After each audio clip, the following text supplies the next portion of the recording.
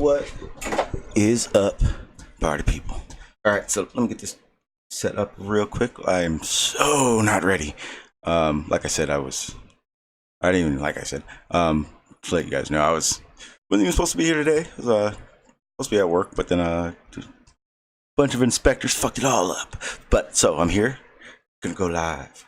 Don't have a topic, but hey, let's just shoot the shit and see what happens. Like to say, let me see where it is. To Mike's, I'm actually very surprised by this.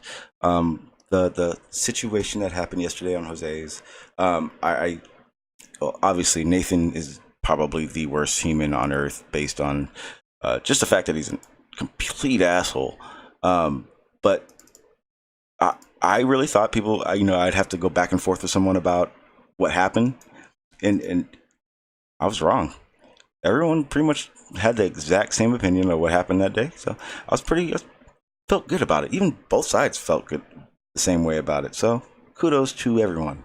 Go ahead and get the link out there to you guys.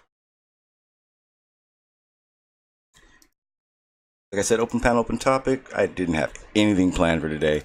I have a list of a few things that I wanted to talk about, but nothing too researched and or relevant to yesterday. But one thing that I off the top of my head that I actually wouldn't mind having a conversation about would be, where's my notes, because I wanted to say something on it, is Tesla. Because like that, one thing I noticed, because I started researching it and everything, because like I said, I didn't know very much. The one thing that I could definitely tell is there's some funny shit going on. Now, when I say there's funny shit going on, I say that under the guise that it's like a lot of different fucking stories. So that to me is super weird. You would almost think that that wouldn't be the case at all, because frankly, there's certain things that he either did or he didn't do, but it's like really mishmash, like it's everywhere. But let's go in the chat and see what's up. What is up, Sean? How you doing, sir? What's up, GPS? Hey, Amy. How you doing? What's up, RT? What's up, Dave? How you doing? What's up, Fred? Welcome. Sam Cam. What's up, Digital? What's up, Blue Marble? How you doing, sir? Yeah, let me see. What's up, Mav64? It's been a minute. Hey, Hannah. They and them. How you doing, sir? And what's up, Crash? What's up, M Stone? What's up, Jason? The only concaver that exists. And then that is it, I believe. Yes. Okay. All right. So, the reason I even want to do I wanted to discuss Tesla. I mean, we don't have to, but that's why I'm doing it now. Is the fact that I know who he is. I know what he did. I know it's not like I'm that clueless. But the reality of it is that what he is known for is almost less than what he's known for. It's kind of weird. So it's like this. I know he was one of those type of people that, was a genius, obviously. He had different ideas of how things could come about or be. And my apologies. And one of the things that, I think the community, of everyone, when you first think of Tesla, yeah, Hannah, cars, is free energy. Now, I've seen mixed things. Like, for instance, he was looking to do free energy type situations. I'm not really sure.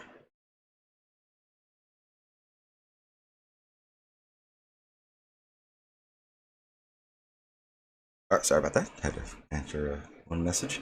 And then, but this whole free energy idea. Now, for one, I couldn't even imagine a situation where free energy is even a feasible concept. It's not free as in you don't pay people. It's free as in the energy to produce it will create more. That's the crazy part about it. Basically, just bitch slapping entropy out the ass. So again, it's going to be, in my opinion, impossible. I don't see how it could be possible to do so, but that's here nor there. One of the things that I do know for a fact is that anyone that believes there is free energy, I just don't see how you could in your life ever actually think there is. Just the fact that parts are parts and you need parts to build things and things to work and be mechanical, and if that's the case, then they have friction points, therefore it's automatically not free energy. I mean, you get in those conversations, it's like free energy, and they're like, just live off the grid. It's like, dude, you don't got to figure it out. I've heard things like solar panels are can produce free energy because you can obviously tap that straight in. Problem is, solar panels, they wear out, they go bye-bye. It's just how it works. It's not going to be any different. Okay, so what else? Okay, so that's actually something I saw earlier. Are you guys talking in the chat? Are you guys talking about the weather balloon that was just found, or it wasn't even a weather balloon? It was a stratospheric balloon, actually. It was, or they call them different depending on the size. They call them things differently. But again, I think was it a few years ago. I think it happened in Africa. I think one landed. That was a stratospheric balloon. The one I saw on someone's stream today, it may have been Jose's. That was definitely a stratospheric balloon. I could tell just by it. I can show you a picture right now of it. Gleam says it's not free energy as such. It's loss less transfer. Yeah, that's what I said. Look up scalar waves, and with the 45-degree component, it may efficient like 99% if the power gets transferred over air. See, that's the thing, though. I get that you say transferred over air. You're saying transferred over air is for the simple fact that the air wouldn't play any part on taking away from the energy. But I don't see a situation. I don't see a situation where you could possibly put 40% energy in and at the end of the result be 55% energy. I just don't see that. I don't see it at all. Let me see. I'm kind of reading your chat, guys.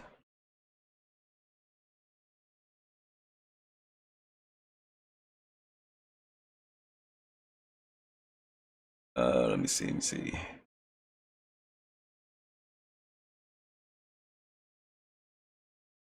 What's up, Sean? How you doing? Oh, not bad. I just walked in the door. I've been I was trying to get everything all set before I got in here, but you know how it goes. Oh yeah, I definitely do. So I'm kind of reading off of what Gleam was saying. I thought I had the same idea of what free energy was, because you have the misconception it's gonna cost money. Like, obviously it's not. Yeah, Gleam, I'm gonna look up the scalar waves, or whatever the hell you call them. But the idea, as far as I thought, the idea of Tesla was, put this much energy in, produce more on the way out. Well, that's one of his that was one of his things. That was where the the generators that he was building and alternating current and everything. That's where all that came from. And then the other one was pulling energy from the ionosphere. Pulling it from or using the ionosphere? Both, because according to him, the Earth created its own electrical field. So he was attempting to use that electrical field as free energy. Okay, because yeah, it's. I'm realizing now that even my terms are screwed up for Tesla. That's why I want to talk about this, guys. I don't know shit about like Gleam's in there pissed off because I'm not saying things correctly. I don't know about Tesla. That's why you need to get on here and explain some stuff to me, Gleam. Because like I said, I even my idea of what free energy isn't correct. I'm looking at it right now, or I'm not looking at the free energy one. At the Sackler waves, what is that? Yeah, Sackler waves. Yes, are capable of passing through the Earth from one side to another with no loss of field strength, as Tesla showed in one of his experiments, traveling faster than the speed of light. What the hell? All right, see, this is where shit gets all weird. I'll pull this up. Everyone can see it.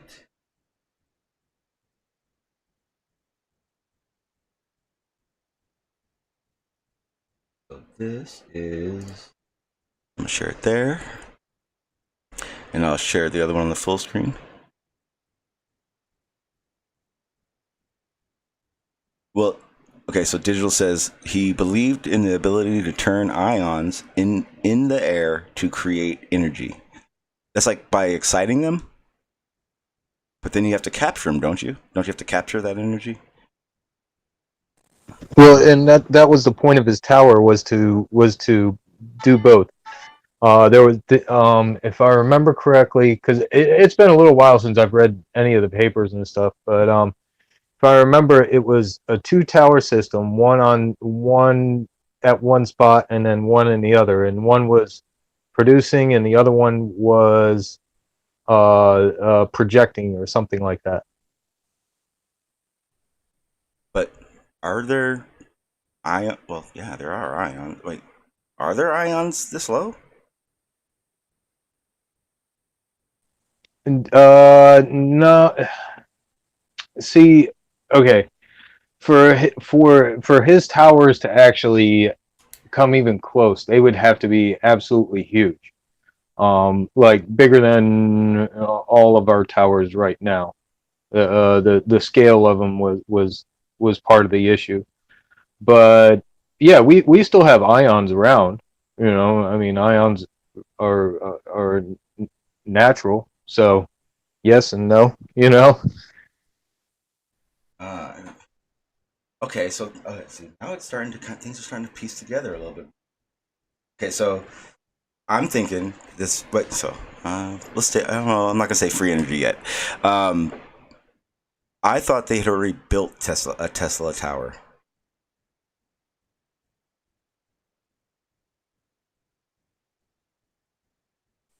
So they've built large scale of the Tesla coils and things like that to experiment with. And then the Tesla towers, I think they did a small scale, but it wasn't a large scale. Oh, okay. Oh, let me see. Gleam shared a link that said that they were building, in the process of building one. Okay, I see what you're sharing. Okay. The ironpowergroup.com greeting page. Let's go to them.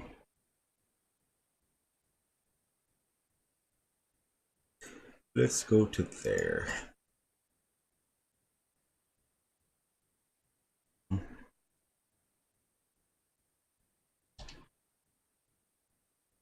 See what Ion Power Group's all about.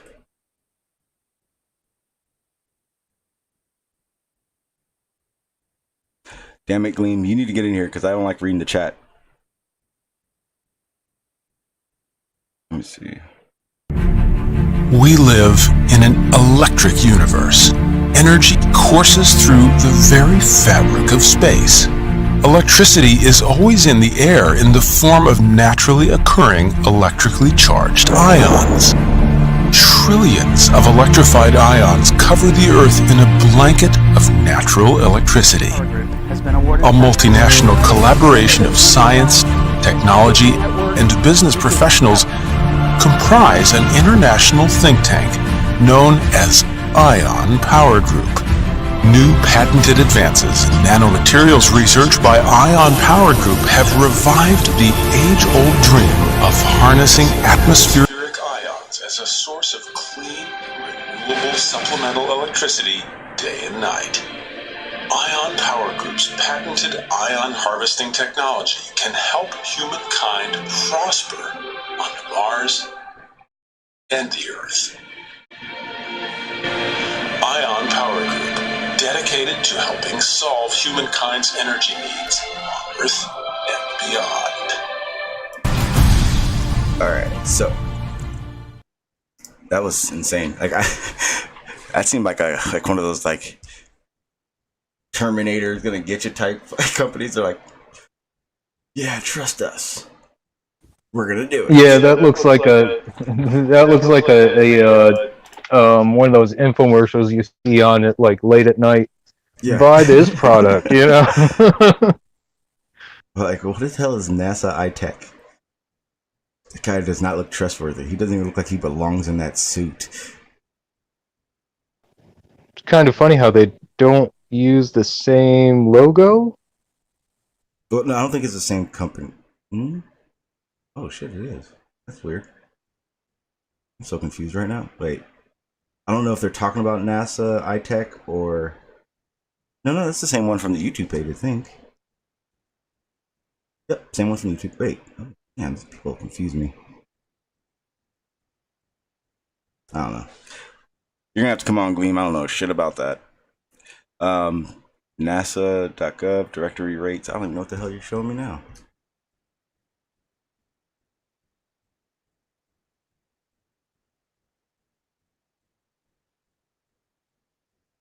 You open the floodgates, Sean. I hope so. Like, I seriously, like, it's crazy. I actually really want to know about what the hell we're looking at. Let's see. Let's wanted to Google something. Uh-oh. Building the tabs. You know what that means, right? Getting smarter. Tesla Towers. Because I want to like have an idea of what I'm looking at in my head. Because I don't, like I said, I don't really foresee what we're talking about. So these are Tesla Towers on this right here, the Warncliffe Tower, or is that the one they built? Yeah. The one on the left is a Tesla coil. That's what that is. That's mostly what it is. It's a it's energy that's drawn in through the air. So it's the same thing. Like, and this is just work with me. This is kind of like the same idea as cloud seeding, where they put like the silver iodine in the sky and it excites the nuclei and all that stuff. Is it the kind of same thing? Like, not that they spray anything, not that they weather. Yeah, I'm just trying to get the idea of how these ions work. So basically, the way it works is it draws in the ions that are in the air, and like somehow that's transferred into like a capacitor or something like that to store the energy. But I'm not, like, that's about as far as my knowledge goes. I can only go so far. Okay, so wait, I thought I read it earlier, and I'm just nitpicking right now because I just saw something. Didn't Tesla had a bunch of different views of how things worked, but one of the things I did notice that he said he didn't believe worked the same were atoms. Oh, thank God. Oh, what's up, Big Blue? Save us. You in trouble? Yeah, because I don't know a damn thing about Nikola Tesla, and Gleam just made me go down a rabbit hole. Yeah, I was afraid that would happen. Now, I think we need to start at what's an ion first. What's an ion? Like, I know what the It's a- ionosphere is. It's simply a charged atom or a charged molecule. That's what an ion is. So it's not what it is; it's what You it's can doing have, too. yeah, you can have positive or negative ions. You get them by either adding extra electrons that don't belong there, or stripping electrons that should be there and are not any longer. You take electrons away, you've got positive ions. If you add electrons, you got negative ions. Okay. That happens with high voltage systems very frequently. Really only has to do with the electric stress and the radius of a conductor. The thing about it this way: you've seen how many zillion antennas in your life, and usually they've got a little round ball on the end of them. Yeah. That's to stop. That's to stop the end of that antenna from generating ionization, which ends up being noise. Hum.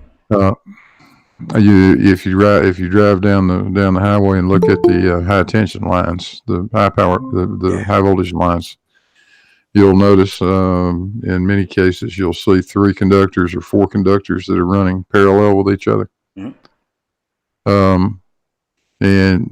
But they're always separated, right? They'll either be in a triangle or a square. But usually it's a triangle, and you wonder why they're doing that. Why do that? I mean, just one big old piece of wire will be a lot easier, right? The reason that's done is to increase the apparent diameter of that conductor to avoid that power line from generating ionization, which is energy that would just be lost. So this is kind of like. Is it also? It's around us all. Is it also for preventing that the electricity to jump off the wire a little bit as well? Nah, it doesn't really do that. It actually does several things. But that's the first thing that it does. It makes the conductor look like a great big thing, the diameter of that triangle. The second thing it does is alternating current has a bad habit of wanting to do a thing they call skin effect, which means, and it's affected by frequency. But the higher the higher the frequency, the more the electrons want to flow along the surface. They call it skin effect. So you actually end up reducing the current carrying capability of the conductor. If you split it up into 3 conductors, then it helps to lessen that effect a good bit. Okay, I got it. You know how I do analogies to try to figure shit out. Okay. Mm-hmm. We have a river. The energy that forces the river to overflow when it starts spilling over, is ions? Is that ions? Is that the same way it works in energy? I don't know how good an analogy that is, Sean. Well, I'm thinking of the spillover, It's pretty much wasted. And I don't know. There are times when you want to do that. There are times when you want to generate ionization. Electrostatic air cleaners, for instance, they don't work too well unless you can ionize the dust particles, and that usually has to be done by ionizing the gas molecules, which in turn ionize the dust. So you may have examples of this stuff sitting in the basement of your house. So does static electricity have to do with ions? It can, but in an indirect sense, yeah. Okay, I see. Ions can certainly distribute a static charge, without a doubt. But a Tesla coil, back to what you guys were talking about, a Tesla coil is just a resonant transformer. That's all it is. Oh, it's just you got to it's not sucking anything out of the atmosphere. You got to put energy into it to get it to work. Yeah, but the other one was that Tesla tower. That's the one that they were talking about, not the Tesla coils. Right. Wait, that's the same thing. Right. Yeah. Tesla was trying to do, you know, he was trying to figure out a way to transmit energy. In fact, he and Marconi were in a race with each other to be the first to transmit radio signals across the Atlantic. Marconi beat him, and Tesla doubled down and said, "Yeah, not only can I transmit radio, I can transmit electric power across the Atlantic Ocean," and it never worked. It really can't work. Okay, so the Tesla coil is what he planned to energize the tower with. I'm pretty sure that's the way that went. Somebody that knows more about Tesla's history could perhaps help us out here. I will say that you just said everything spot on there, Big Blue. As far as I'm aware, everything you just explained was absolutely spot on. And yeah, the Tesla tower wasn't really to do with the Tesla coil. It was more to do with the collection of free electrons in the air.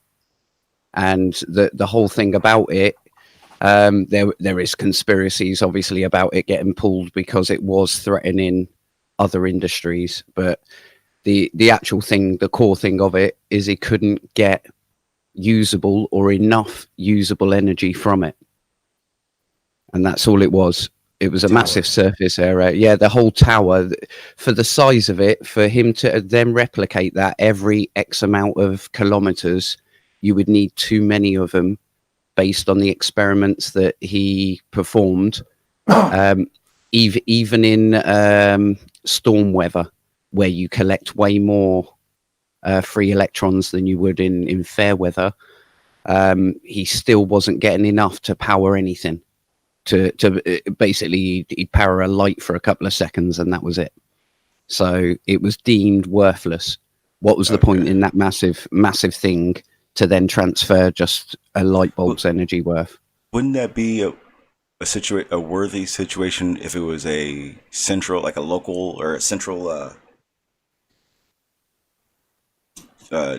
connection? So like basically if you had a power plant, it was actually a good example. A power plant had a Tesla coil, and all it was really doing was supplying a storage, basically.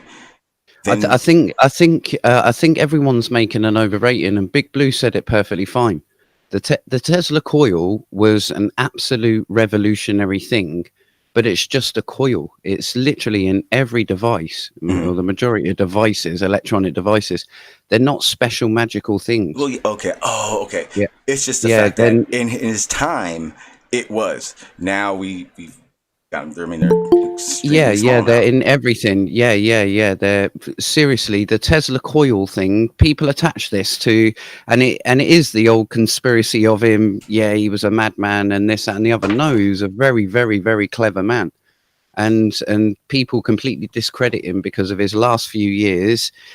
I mean, he made a lot of money, and reading some of his older books, translated from Polish or whatever it was, that he used to play people at poker for big stakes over in the States, and when he beat them, he'd give them all the money back.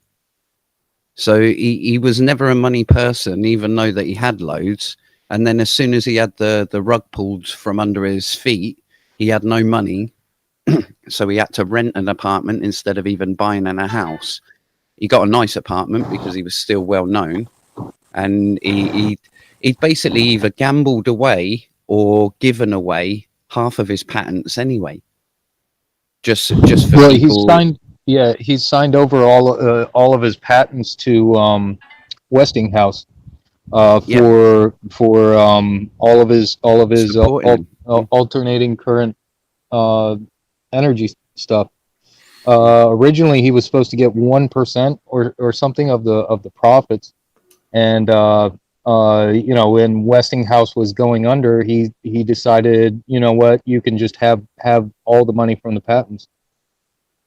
Yeah, but that's the thing, is there's no big conspiracy on the Tesla coil. Everyone bounds that phrase around, and there's a Tesla coil in every electronic device. It's not a special thing.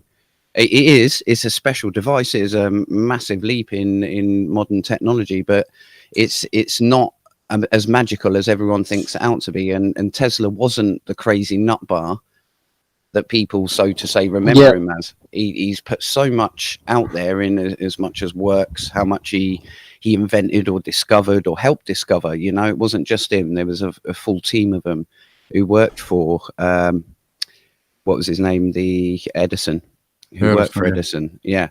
So you had Steinmetz, who was the little dwarf guy.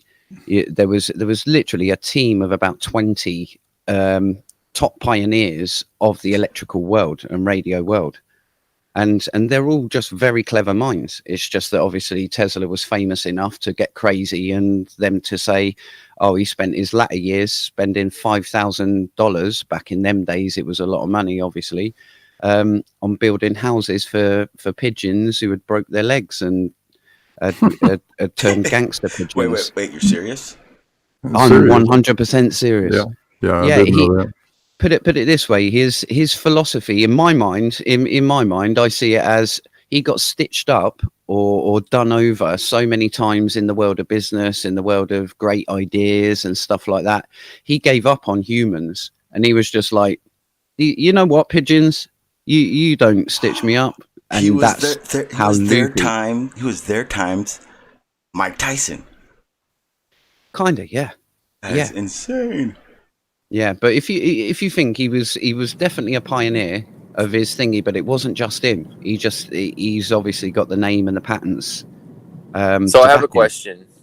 What's up, Chris? How you doing, sir? So hey, what's up? So, you know, I have a cursory glance at some of this too, and I don't have in-depth knowledge. It seems like Glean does, but basically, why is it that history seems to have forgotten Tesla, except for the last few years where people like us kind of have brought him back to the forefront?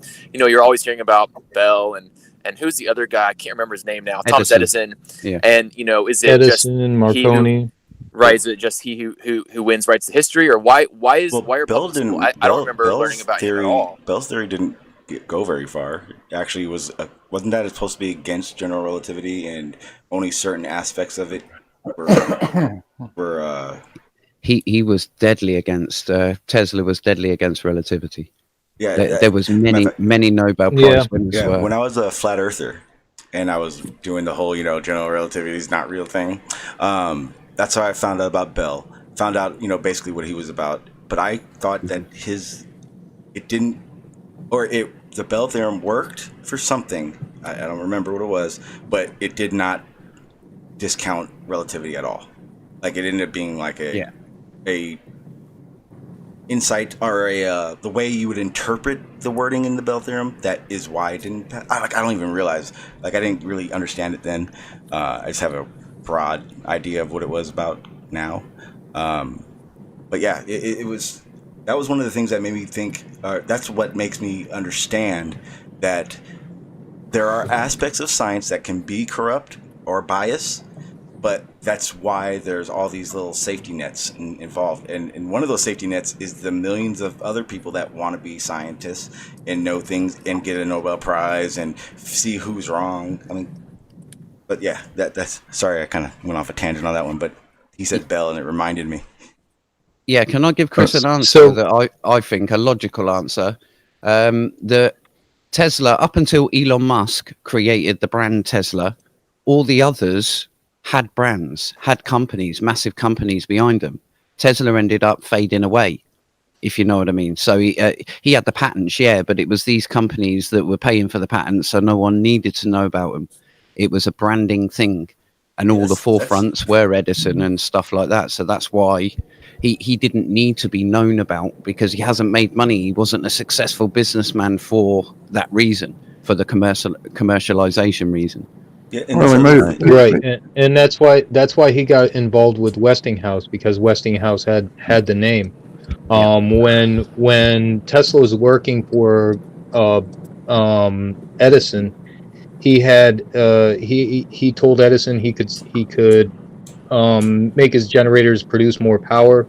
Edison said, "Have a go at it," and so he did. And Edison kind of poo-pooed on it because it was alternating current. So Tesla pulled out and went over to Westinghouse, and with Westinghouse's backing, that's when they decided that they were going to push the alternating current as opposed to Edison's direct current, and that's the only reason why Tesla really doesn't get as much recognition, is because he was working mostly under Westinghouse. Well, imagine what all those other scientists did that aren't acknowledged. Like Einstein didn't work by himself. Edison didn't work. Like none of these guys work by themselves, but they kind of need a person to put on the the face of that made it in history books. I guess is why it's like that. Well, Tesla certainly wasn't forgotten down through history, and it's not like that at all. Tesla may not have been the topic of every cocktail party, but anybody studying electrical engineering knew all about Tesla. I mean, knew what Tesla had done.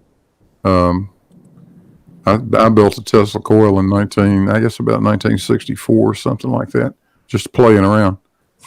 Learned a couple of valuable things too. You can generate one hell of a lot of voltage with one of those things. That's the first thing I learned.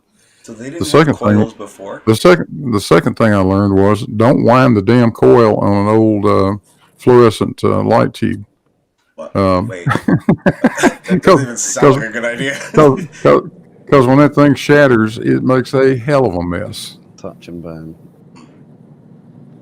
Probably sounded like a cannon going off too. So pretty much. Coils prior to Tesla? Yeah, just of course. Inefficient, or of course. Yeah, Faraday effect was founded off of them. It was just the way how you wind, as well as a DC generators is a bunch of coils with the disadvantage of the fact that it has to have a commutator. You can't run it like an induction machine, and that was Tesla's real brilliance. It wasn't simply AC; it was multi-phase AC. There's a solid misconception in the chat running right now that Edison hated Tesla for free energy. Not true at all.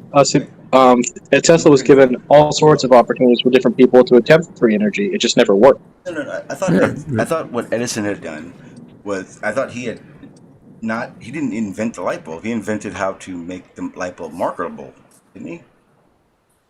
Or like the filament to... No, he invented... Him and his team, yeah, exactly. The filament was the biggest part, because the filament, there was an issue with keeping the current going through to produce the light. So Edison and his team came up with that. But the issue that Edison had with Tesla was with Tesla's alternating current.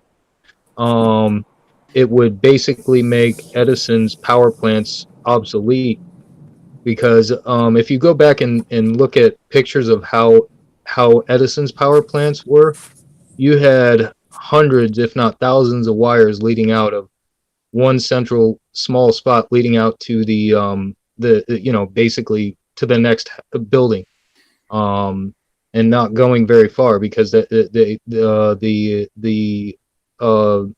electricity couldn't travel that amount of distance without losing what's the word I'm looking for? It's a loss. Yeah. Without the loss. All right. Here's the deal. In order to keep the voltage level at something that's relatively safe for use around your home, like 110 volts, or in Europe it's been 220 volts and that thing sort of thing. But to keep the voltage down at that level, you could not transmit the current requirement would become huge if you had just a neighborhood, that you were trying to supply power to, way too many amps. You'd end up with these huge freaking wires. The wire doesn't know how much voltage it's got on it. It was like the wire only knows how much current is flowing through it. The beautiful thing about Tesla and the idea of alternating current is the idea that with a simple static device called a transformer, you can, at the generating station, step the voltage up to whatever you want, 7,000 volts, 10,000 volts, transmit that down 10 miles or 20 miles down the road put another transformer at the other end, and step it back down to 120 volts. And in the process, you only need small wires to transmit lots of energy. Ah, okay. So he created the way of not fucking what do you call it? Yeah, well, short circuiting a whole neighborhood basically. I think Edison was suffering badly from the not invented here syndrome. He didn't think of it, so therefore he was going to discredit anybody that did think of something better.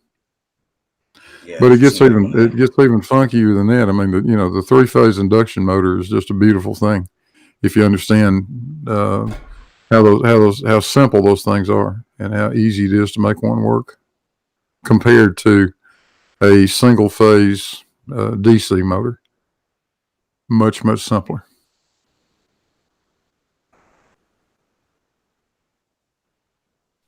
Yeah, and Edison did everything in his power to discredit Tesla's design. Electrocuting elephants to... Yep, exactly. Fuck? You name it. To say it was too dangerous? Yeah, to say it was too dangerous. Look how dangerous it is. If you use it, you can kill an elephant. Mm-hmm. You give me a choice, I'd much rather be hit with AC than DC. I was going to say his was even worse. Yeah. Yes, please. I'll take the AC voltage. You betcha. Wow, okay. I just looked it up like, damn, they really did have a problem with each other. Oh, yeah. Yeah. Like, AC wars. It was a world-class pissing contest. And in the end, Tesla didn't get anything that he wanted, and Edison got fired from his own company. And to think, Chinese manufacturers now worldwide ship out this little switch that says AC and DC on it. Mm-hmm. All to squash all arguments. Wow. Back to something that was said earlier, though. Let me before we get anybody with any misconceptions here. There are not Tesla coils in everything. No. There are transformers, and that's what a Tesla coil is essentially. It's a resonant transformer. Cool. There are transformers all over the place. You probably got them sitting on your desk right now in the power supply for your computer. But it's sort of the same idea, but not exactly the same. No, you don't have a Tesla coil in your computer. So just to clarify, everyone, the Tesla coil, or the Tesla coil, was a device that he invented that would produce a lot of current. Versus a lot of voltage. You could produce insane amounts of voltage with one of those things. Okay. So I get it now. I just put in the chat the link to I put it in this chat too. It says June 4th, 1903. Edison fries an elephant to prove his point. Wow, I'm not going to show this website, but I'll share the link with you guys, so you guys, people who don't believe it. But yeah, it's definitely that's true. Holy crap! I didn't think I had. Now, Crash in the side chat says Tesla, the inventor of the brushless motor. Yeah, exactly. That's what an induction motor is. Now, Sean, there was a race for the alternating current and direct current, and Tesla actually got the approval to light up the World Fair. I think it was 1904, but I'm not exactly sure. But you can actually look up pictures of it. It's actually really, really cool. All the lights strung around the World Fair in New York City. It's pretty amazing. Right now. The real amazing thing is every hydroelectric plant uses very slightly modified versions of Tesla's original brushless motor as generators. Yeah, and I do believe the first one was Niagara Falls.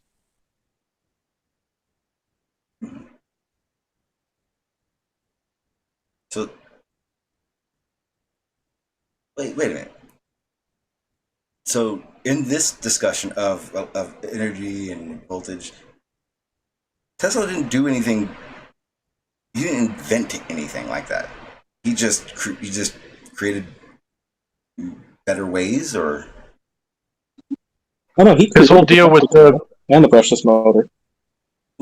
his whole deal with the brushless generator and motor was that electrical contacts are wasteful. They draw a bunch of drag and create unnecessary heat. Yeah, They came up with a more efficient way to do it. Sort of. Well, yeah, I get it. Now, to you, that was the worst analogy ever. I won't do that again. I do apologize. I just realized in my brain what I just said into whom. Have you seen the I think they're putting them in trains or some shit. It's called a Tesla engine. I'm trying to find it.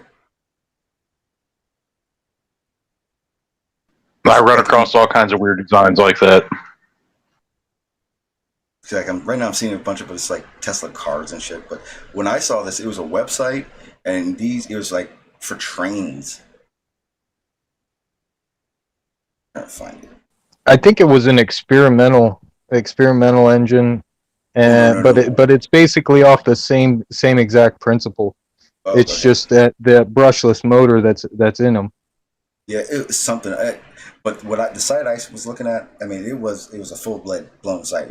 They were selling engines and everything. It may have been in a situation where they're just calling it, but it had a lot of technology in it. I remember that. It's from a few years ago, so I'm trying to find it right now. I guess, yeah, motor would matter. Motor or engine. It's different ideas. Can we not discuss Tesla cars because I think they're the most wasteful vehicle ever invented? Oh, that's just money. It's luxury. That's all it is money, luxury. Yeah, there's no way to recycle the lithium batteries that are in it at this point. You can't dispose of them ever, and they're very nice, practical explosives. Well, see, that was one of the big things when the electric cars came out, because people were like, "Oh, yeah, this and this," and then people found out that they were in the idea of the big scheme of things. It's actually worse than any other car that runs on fossil fuels, because essentially you're just creating something that's going to in time be a waste, a landfill of batteries. Can't you just wait until we have not nickel? Oh, I mean sodium glass batteries. Oh, that's going to last not long.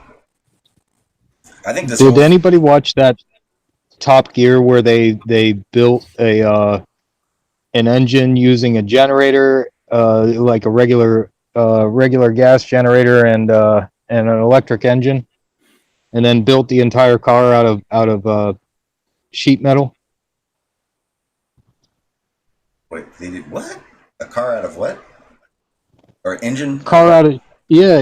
The engine was an electric engine, but it was run off of a generator. Electric motor. Yeah, electric motor, run off of a generator, a gas powered generator.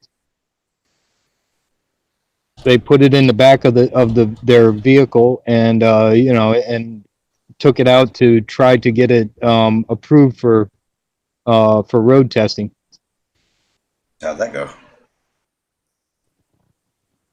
Pretty good, except for the fact that when it came to the crash test, they had they screwed around with it, because the thing only went like 35 miles an hour, and the crash test was supposed to happen at like 45. You talking about this thing right here?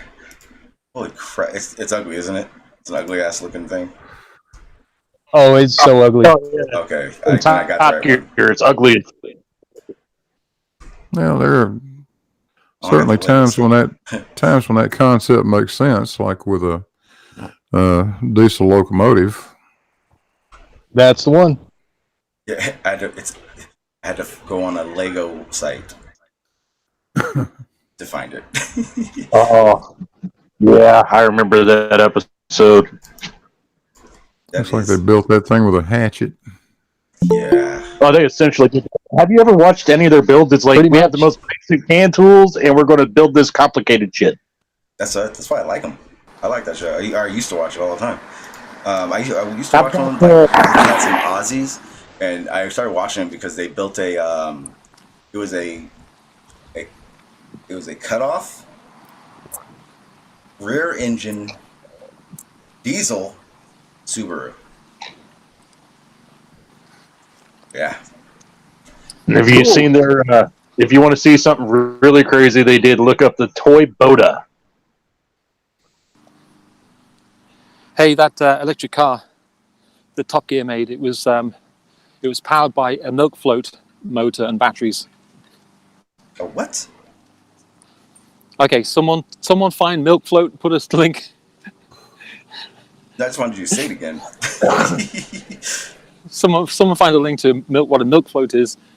It's an English delivery for milkmen who deliver the milk bottles. Yeah, think of a like an ice cream cart. Oh, think of one of those very slow one. Those little motorcycles they have in like third world countries and shit. Yeah, that's what it looks like. Yeah, basically. Yeah, big version of that, but electric. It's essentially a four-wheel tuk-tuk. Yeah, here you go. Looks like this. And I'm just showing everyone. Oh, no, don't continue the chat until I put it there. Never mind. I'll just show it like this. Not that entertaining, people. It's not like the coolest thing on earth. It's actually pretty damn ugly. But I think these are mighty sexy compared to the Top Gear one. There you go. That is the coolest thing on earth. No way. Yep, some three-wheel. You think you could be able to garage, Sean? Huh? So do you think you could build a better one in your garage? Yes. Here's the thing about milk floats. Yeah. I do know how to do that kind of stuff. Gosh, it's not They've that I had don't. milk floats. They've had milk floats in the UK since the 60s, and they're silent. All you hear is the clanking of the empty bottles, because what they do is you put the empty bottle out at night, they come along, and in the morning they replace the empty bottles with fresh ones, and then recycle the glass. They just use the bottles again, clean them, and reuse them. Brilliant. Don't they have propane powered as well? Or they did have propane powered ones, or we're trying them out? Not ever heard of that. The only ones I ever heard of was batteries, and they get massive batteries. Top speed about 20. Yeah, it's a Because really they're in the big, morning. just a big golf cart. Yeah, there you go. They've got big golf cart pickup. Exactly that. Brilliant things. I don't know if they're still on the road. I haven't been there for a while, but I don't know if they still have them. Yeah. Most people get their milk from grocery stores. They do? Really? Cool. Yeah, definitely. Wait, they have milkmen? I always thought those were fake. Yes. Yeah, no, we've had them years. You used to be able to jump on the back of them coming back from a nightclub at 4 a.m. or something like that. Yeah, because they do right it now, really early. On the back. If a milkman ever comes to my house, there's going to be issues. Well, that's it. He doesn't knock no door. He just takes the empty milk bottle and puts another one there. And then at the end of every week, he'll That's come not and why I collect know his about money. milk. That's not what I know about milkmen. They're Yeah. That's the postman. That's the postman. He always rings twice. It's okay. No, it's the postman. He rings twice. What'd you say? I'm sure the Supreme said postman. There was a milkman sketch in Monty Python where the milkman comes to the door and he puts he delivers the milk, and the door opens and it's this hot lady. She invites him upstairs, and when she goes to opens the bedroom door, he walks in to find about 10 other milkmen in there, varying degrees of decrepancy. Are you walking? Yes. Good answer. Is that okay? Oh, it's fine. Now we know you're walking. Are you with milkmen? Walking with milkmen. That'd be a good film. I'm walking with milkmen. Well, no way, because not from what I know about them. Everyone who ever tells me they're a milkman, I'm gonna kick their ass. Okay, hang on. I don't want to go too far off of topic. That's a bit sour. It kind of will. So the idea that we have electric cars. Supposedly they're starting to figure out what to do. These battery situations going to be something. But now the new talk that I do know is going on are these electric, big rigs, electric RVs, and basically things that you would think needs the torque, which is diesel and all that good stuff will help produce in a compression situation. Are those ever going to be feasible? I mean, does it make sense to even try? Yes. Yes. Amazon just put an order for 100,000 of them. Not from Tesla. Electric Electric vans, electric Amazon vans. No. Bigger. Big rigs? Think bigger, yes. Yeah, okay. There are several companies. Tesla, they have a big rig. Look it up. Also, another company called Nikola, not confusing at all. And there's another company called Thor. Yeah, but see, they're making an electric rig. These aren't. See, here's the thing. Yeah, okay. I know this is real. I'm not saying it's not real at all. None of what I'm looking at right now. These are concepts for one. But I'm sorry. Just because you look all flashy and high tech don't mean shit to me. I want to. Yeah. I don't see it happening. Okay. But it's quite feasible because the lovely thing about an electric motor is the same thing that's lovely about a steam engine. It produces peak torque at 0 RPM. Yeah, but how are you generating the horsepower that would drive the torque? Superchargers. through a speed control. Oh, what? How you charge? I'm sorry. Is it still going to put it? I don't see the power being at the wheels the same. What? Okay, what? Here's the exactly the same. Okay, like put it this way. So Crash, definitely correct me if I'm wrong. The little, do you know the little sports, the little mini hatch electric cars? The reason that those things are pretty damn quick is the fact that there's nothing, torque isn't needed as much to get it going. That's all in the motor design. Hold on a second. Let me see. But you see what I'm saying, though, right, Crash? What I'm trying to say. Can you see this little truck right here? Hang on. Yeah. I'm gonna stop sharing. Yes. Okay, so this is a 35-pound truck that'll run 65 mile an hour for over an hour. So jealous. But I can't use this motor. It's completely useless to me in anything else. It'll make too much torque and just snap drivetrain parts. So I can't use that motor in my speed run car or anything else. Okay. It's all in how we wind the motor. So I can make a motor it's just like a car. You understand cars? Yeah. So if I build something that makes a ton of horsepower at high RPM, I'm going to give up torque. But if I take that same motor and I build it to make power downstairs like a diesel and only turn it to 2,000, I have torque for years. Same thing with an electric motor. Okay. You just can't have you can't have your cake and eat it too. So if I'm going to generate a shit ton of torque to move a big heavy diesel or semi truck, I'm not going to have the RPM. So if I need the top speed, I'm going to have to accomplish it with a transmission. Okay. Sean? Yeah. Without a trailer, the Tesla Semi is 0 to 60 in 5 seconds. With a trailer, 20 seconds. I want to see. And range is about, and that's with a full 80,000 pound load. Range is 500 miles. They're using a thing called hyperchargers instead of superchargers, which basically are going to dump a lot more power into the batteries to recharge them. See, what doesn't make sense to me is why is this happening now and we haven't had any before? Because we haven't had Elon Musk before. No, this technology has been existing for a while. There's been nobody to take it to a large scale. There's been no desire. Right. Yeah. Now there's a market for it because of shifting opinions. Yeah. Okay. Watch that event. It's 35 minutes event. Until I see the first one, in my brain, it's just not going to seem logical. Are you in California? Yeah. Yeah, they're doing tests of the Tesla semis. You've got, if you look it up on YouTube, you'll see people seeing them in public. Basically, they're doing prototype testing now. Hopefully, it's better than the quote-unquote Hyperloop testing. Well, he's doing so many different. He's got the Hyperloop, and he's got the Underground, and he's got the Roadster. Yeah, what's that 35-minute Tesla semi event? It's watch it to the end. You got to watch it right to the end. All right, can I ask a question? What weight of batteries are they having to carry around to power this rig? Not as big as you'd think.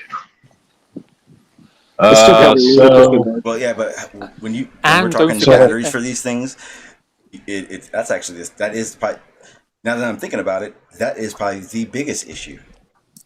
Well, if you think about how a regular tractor trailer goes uphill, when it comes downhill, it's just using its brakes. It's not doing anything. With the Tesla, it uses wait. Say it again. regenerative braking. Say that last part again, because I don't know if you're right. Right. So a regular tractor trailer, a regular semi truck going uphill can manage about 50 miles an hour. They're always in the slow lane. The Tesla can maintain 70. Then when it comes down the other side of the hill, it uses regenerative braking just like it does in the cars. Like and you can like a Jake. You can recuperate. You can gain back range just by going downhill. Yes, but they're almost never used. Yeah, it has brakes, but here's the thing about the brakes is they almost are never going to be used because you're going to almost always use the regenerative braking.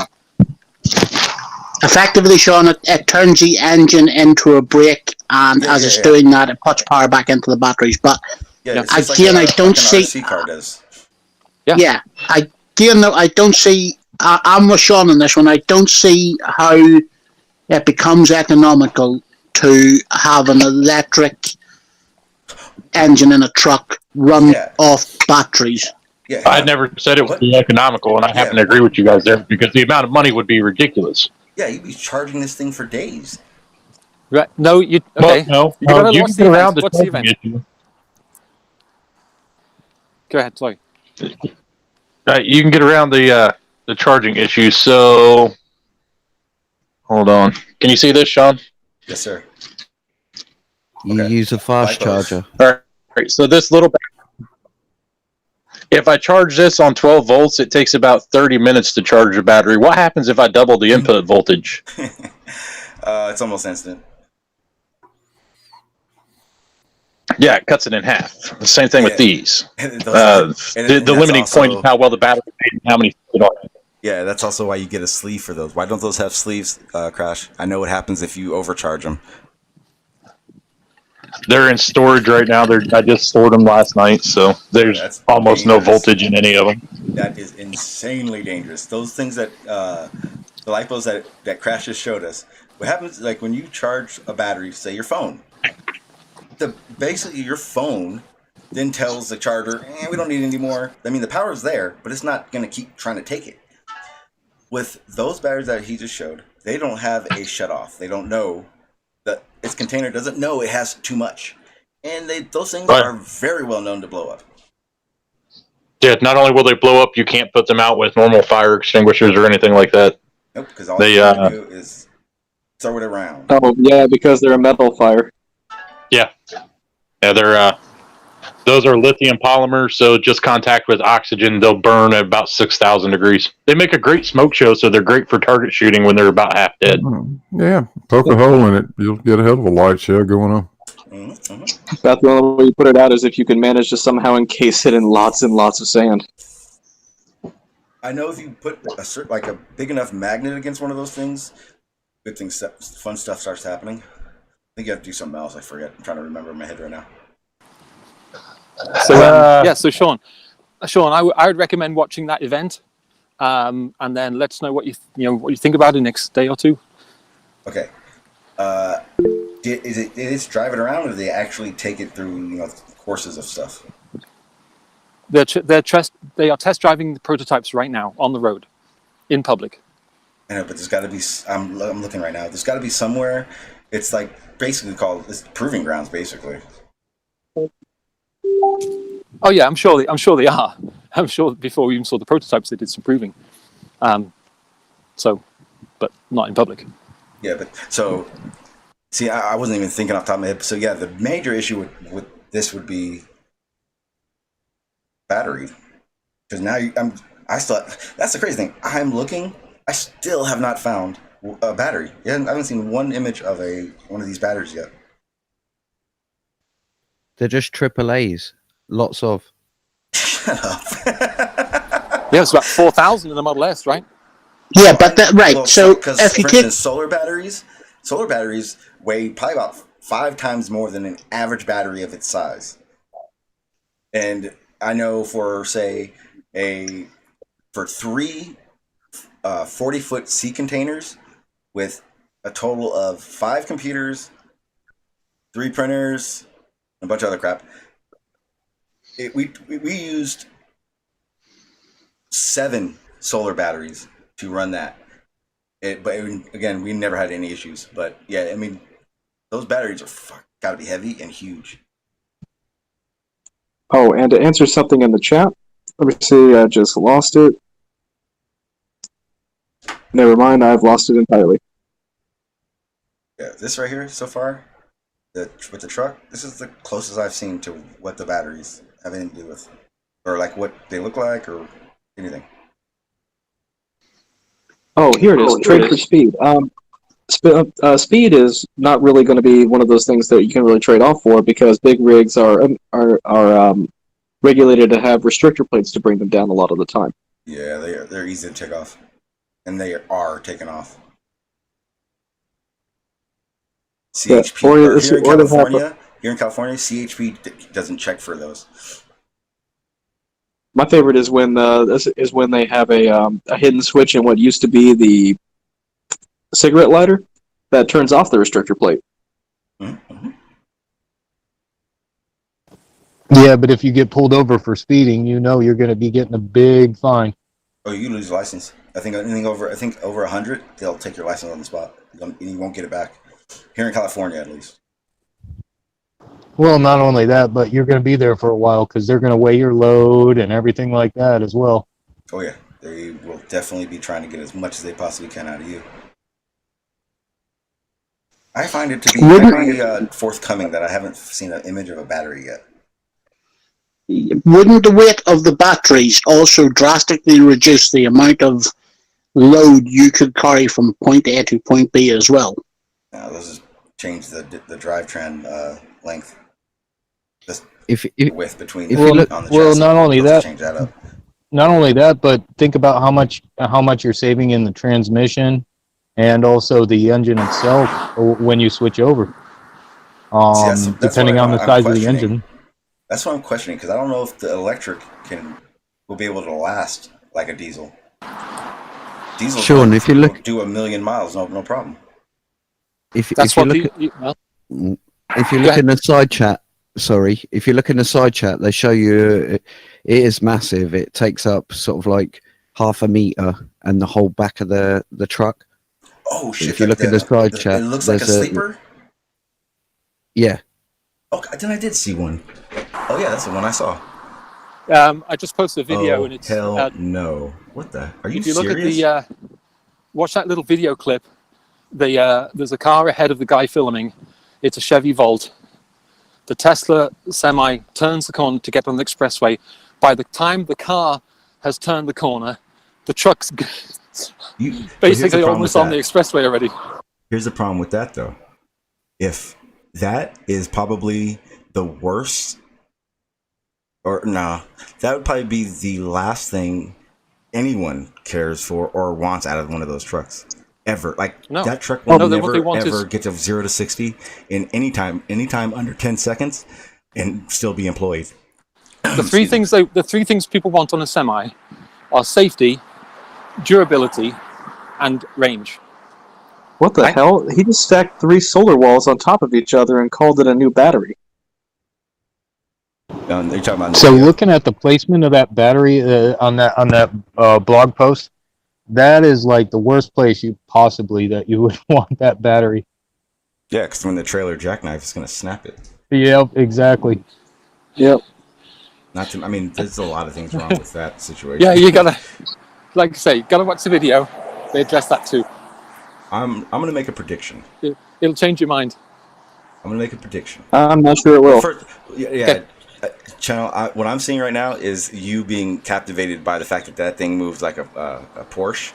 The problem is that has anything a Porsche can do, you would actually make sure your rig could not do to keep working.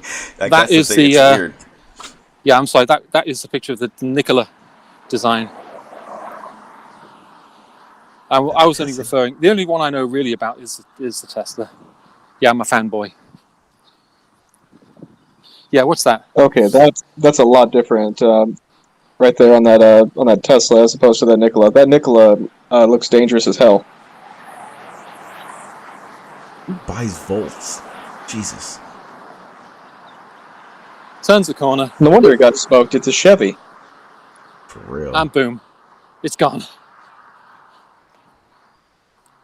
See, I want to see it do that. There's videos. You look at my YouTube. There's a Tesla coming by and it accelerated, and you just go, "What?" Love it. I don't want to do too many spoilers, but safety-wise, it has autopilot, which is learning from all of the. I don't think Teslas autopilot's out a right now. safety. How's autopilot safety? Well, for example, truck driver passes out.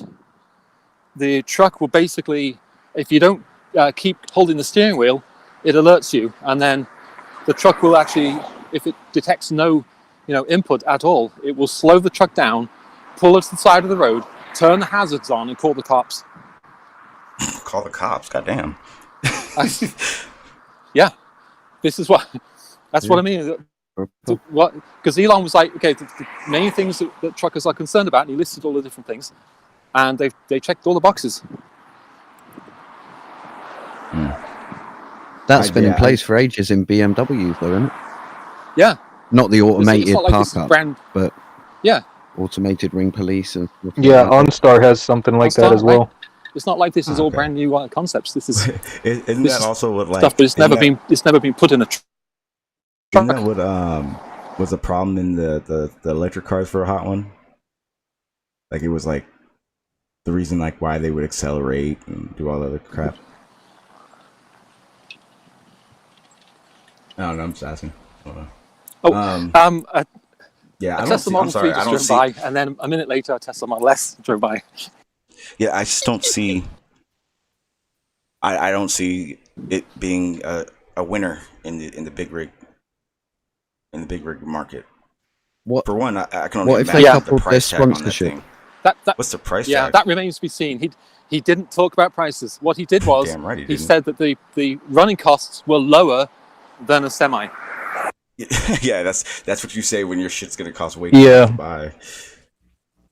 Yeah, well, the other thing would be, for something like that, the starting point wouldn't be, the cross country truckers or anything like that. The starting point would be like starting off at the docks and going local.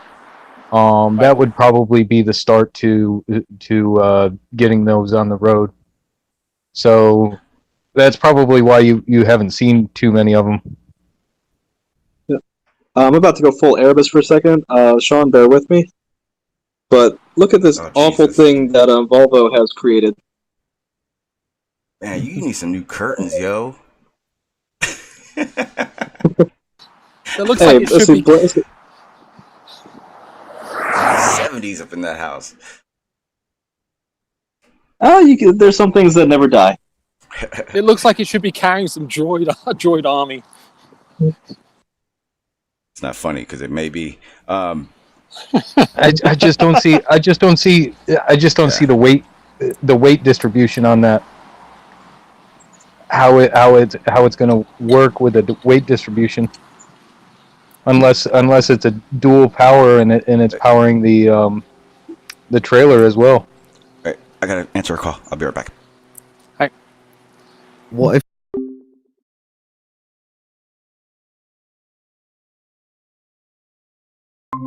in power? that would be a game changer, no? I just had a Rick and Morty thought. It's an episode of Rick and Morty. Well, what happened to the whole hydrogen car revolution that was supposed to be coming? Why is all news of that stopped? Well, people found out that hydrogen is stupidly explosive, and it's not really feasible to split it fast enough to use it. Yep. The energy gains aren't there. Yep. Honda makes the Clarity hydrogen car, right? It's got nowhere because it's too expensive. Maybe they made it deliberately expensive. Who knows?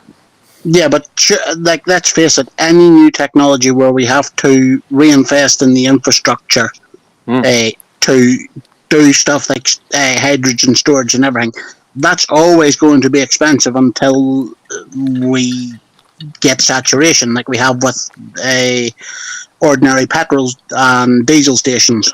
Right. We are basically there with electric cars if you are a Tesla owner, because you got the supercharger network. So you can go New York to LA. You can go, pretty much anywhere you want to with a supercharger network. If you don't, if you have the Jaguar I-Pace, which is my personal favorite, you have another issue. But you're in not too bad shape in the US. Elsewhere, you're in, the UK, for example. Yeah, that is an issue because a lot of people park in the street. Well, they don't have on-street parking or a garage where you can't really plug it in. It's a lot less practical. I do find it interesting that Dyson's just sacked off their plan to do the electric car because it wasn't commercially viable. Yeah, so holy Christ! Yeah, the amount of platinum necessary to create the hydrogen fuel cells currently is ludicrous. There's 70 grand worth of platinum per catalyst, give or take. Mm-hmm. No, and the other thing about lithium is that's just the current battery technology. 5 years' time, it may be something else. And the other thing is, if you have a solar roof and you can be basically energy independent, you can charge your car from your roof, off the grid. And if you produce enough, if it's sunny enough, you can actually send electricity back to the utility company and they'll buy it from you. But people are doing that right now. I think that's a bit of a sellout as well, though. They converted loads of farms into solar farms, and the farmers now are not earning enough because of that exact same thing. Especially in England. Obviously, we don't get the sun for one. But wind farms are what you got to do in the UK, right? Anyone who would, in their right mind, would put out a solar farm in the UK. There needs to be rain farms. I'm going back to the drawing board. Rain farms. No, your CHP is definitely the most effective one if you're talking about putting power back into the government, into the grid. Well, because I know people who are getting checks for over 90,000 a year from the government for putting back into the grid from CHP. Yeah, that's subsidised though by him. I worked with one of the original. It's called Solar House up in Newcastle, and they were completely off the grid, completely controlled, and it was supposed to be the model house of the new decade, and it turned out to be too costly to be a completely off-grid, unsustainable, viable opportunity. Depends on the technology you're using to be off the grid. Yeah, it had everything to do with sort of like we only concentrated on the PV side of things and soil moisture we monitored for them as well, but everything, as in they had their own water. It was literally a mansion built out in the middle of the countryside, completely off-gridded and set up as a project for the UK energy government. And it is successful. It done its job, but it's not viable to roll out countrywide. Right, but so what other technologies were involved apart from the PV? Yeah, as I say, I was only involved in that, but it would have been they would have had their own sewage. They had the new technology of conversion of water for sewage. They had multiple things for providing other power like wind generation and stuff like that. We didn't actually monitor that or get involved in that. It was just PV and soil. We had to monitor the soil for just building. So foundation. they were doing the conversion. They were doing the conversion from from sewage to reclaimed water. Yeah, that was the whole. They've got a massive website on it. The whole point of it was to take it completely off grid to see whether they could build a completely self-sustaining building.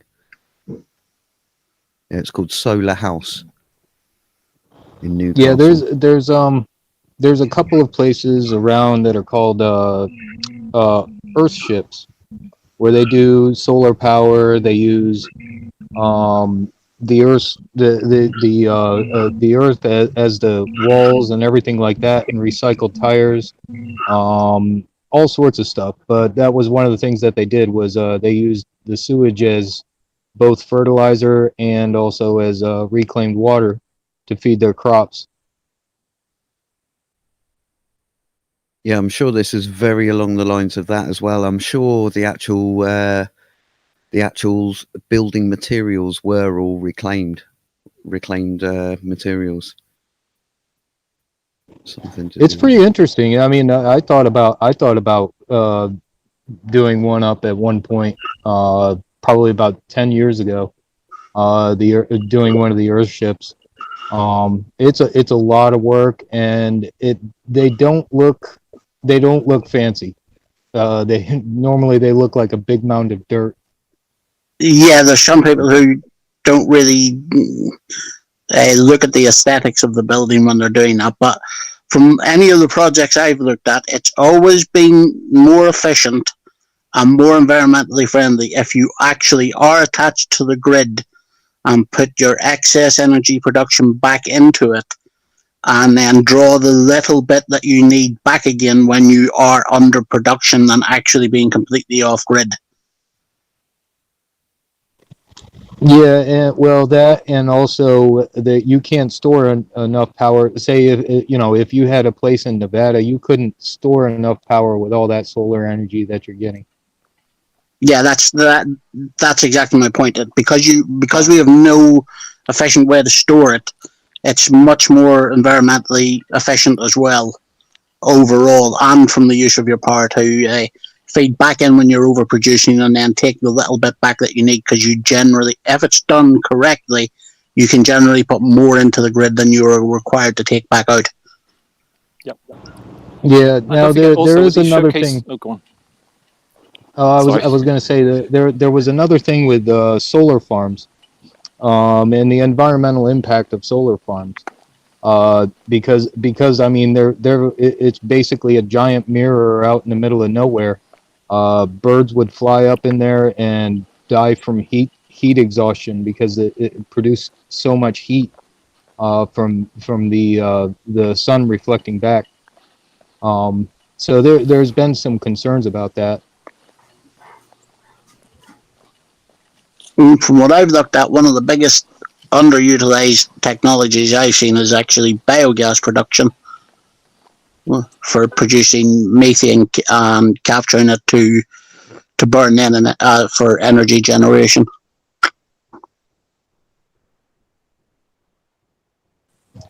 They do it in certain areas, but like you said, it's underproduced. A big thing that I've seen is steam heating in a lot of industrial places, where they're using their own excess steam to then send back around the building. Yeah, I've seen that one. That's pretty cool. I was going to say about houses. I've only been following one company, and it's pretty obvious. Sorry, I'm fanboying here. But what they do is they use the power from the solar roof gets dumped into essentially a battery in the house or side of the house, and that stores the electricity that you use at night. That's basically how it works. I forgot what they call the battery. Never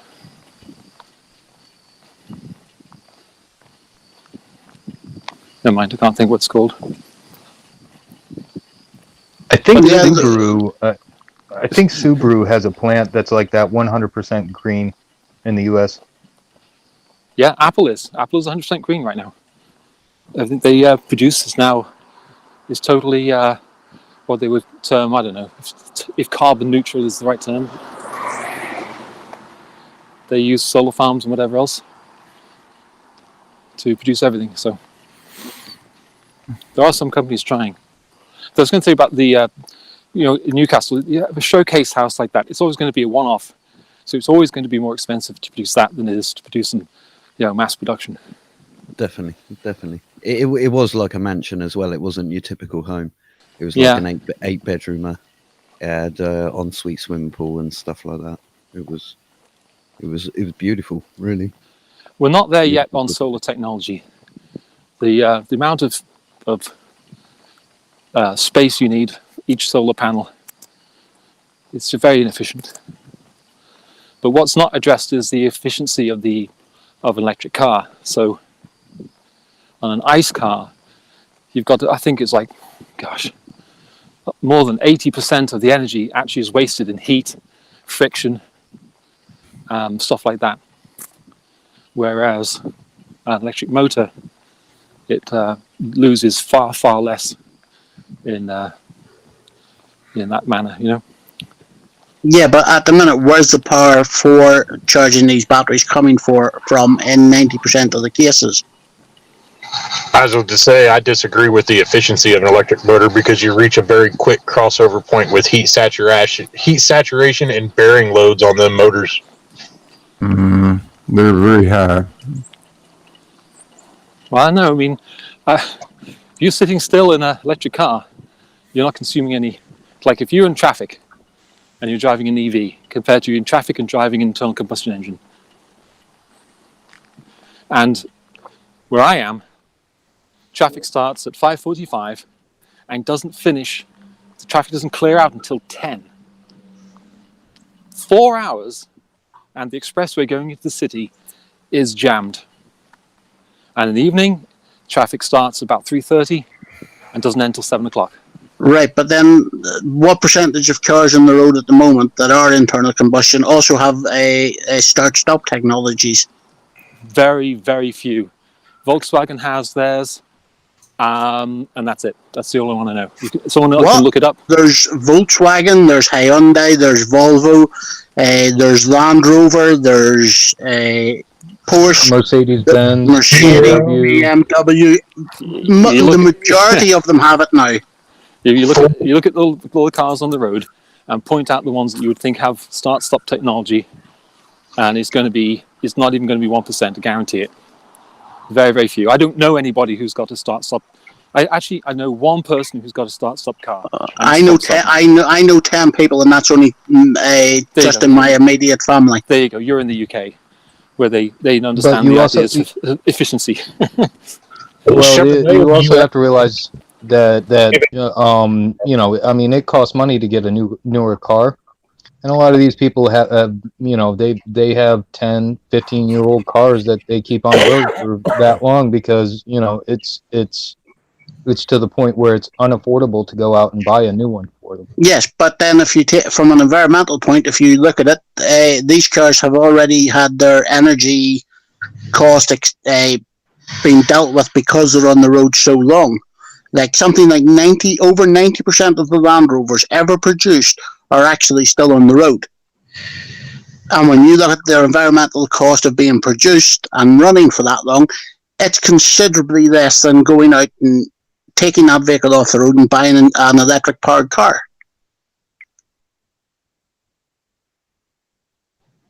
Exactly. You're right.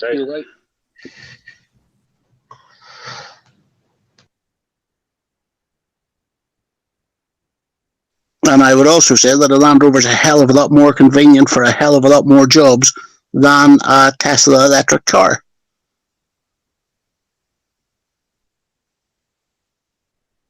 I don't know about that.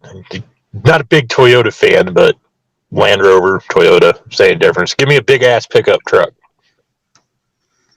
Oh, you haven't seen the 130 series then, Crash, have you? Well, no, I live in the U.S. I couldn't get my hands on it even if I wanted to. Imagine basically a 110, but you've got an extra row of seats and you've got an open pickup bed on the back. Well, that would be nice. It's the same reason I want to get my hands on a Unimog, but they're almost impossible to get over here. Yeah, I did see where there was a company in the US importing them and basically converting them as fashion accessories in the city, and they were making something like starting from about $100,000 upwards. Yeah, about 140 to 150. Oh, is that all? Mercedes-Benz Unimog. It's essentially a giant farm tractor of a truck. Well, talking about Top Gear, did you see? Only 140,000. Yeah, did you talking about Top Gear? Did you see where somebody has put converted a Unimog to be able to be driven by itself, and they raced against I can't remember which 4x4 they raced it against. But this thing literally went through bogs and climbed up the side of a mountain driving on its own.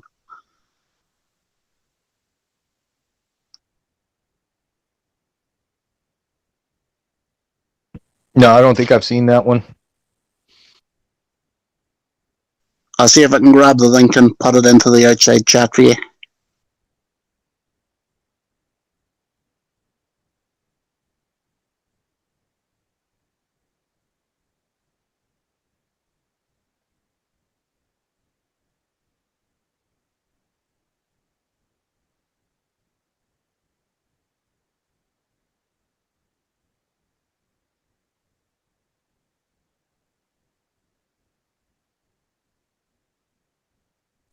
Man, this is like the quietest I've ever heard it on this show. It's weird. Shh. Shh. I'm trying to go to sleep.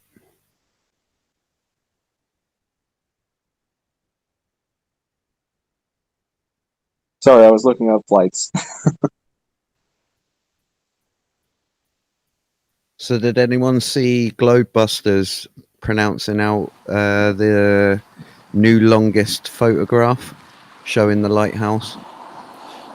I saw Chemo's attempt at promoting it on one of the Discord servers today.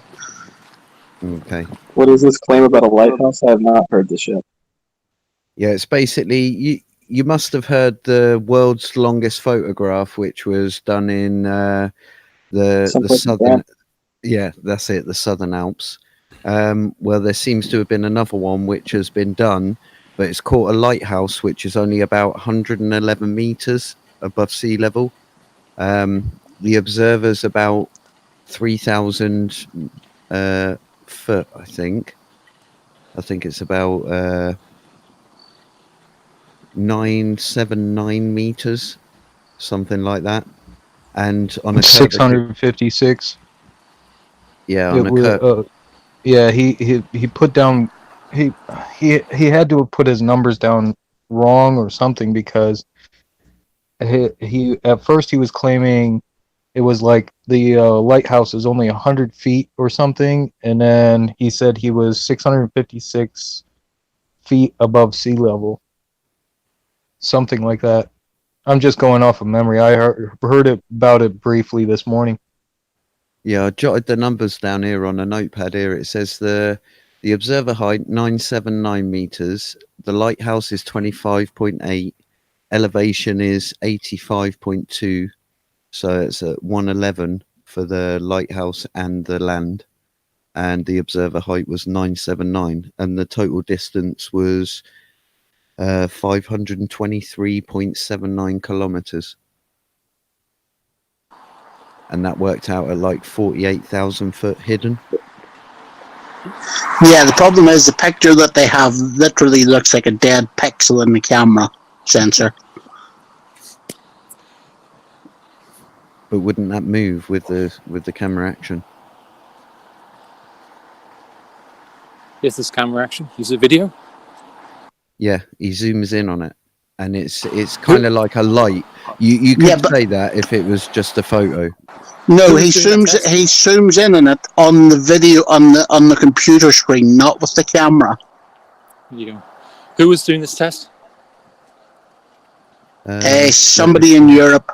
I can't remember the name of the channel, but it was I'll get the video. 2 seconds. In a European name. Okay. Chet seems to be under the impression that it's a still shot, not a still shot, that it's a photo, not a video. I may be wrong, and he is zooming in on the actual picture. I just literally watched the video that's going around. I mean, here's the thing I've seen so many times where they claim victory, they claim, look at this, such as seeing stars through the moon and so on. And every single time, it's not really been the case. So we'll see on this one. Let's take a look at it. Well, it won't be any different. No, I know it won't, but you just hope. Put it like this: even Spurs has that much confidence in it that he put it up on his channel and took it down again in the same day. If Spurs isn't willing to leave it up, it's probably garbage. It's like the Brazilian one where actually were concave earthers. And a bunch of people put it up, and they took it down as soon as they realized who it was that put it up.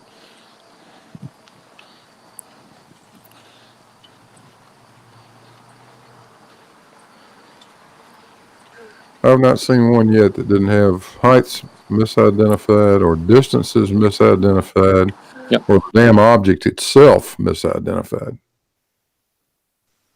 I do have a question for Crashes though. Is he still in or is he gone? He said he'd be right back. I don't know whether he's still there. No, I'll ask him when he comes back then.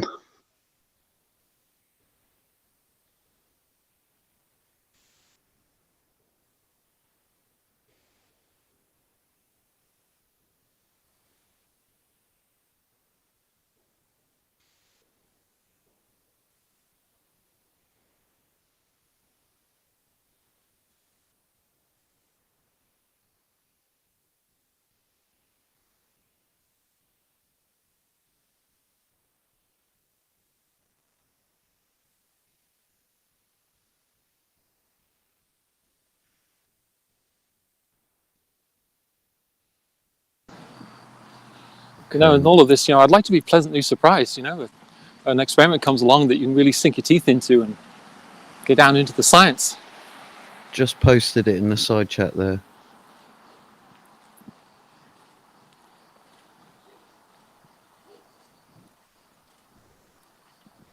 If you look in the description, they've got the figures in there, I think.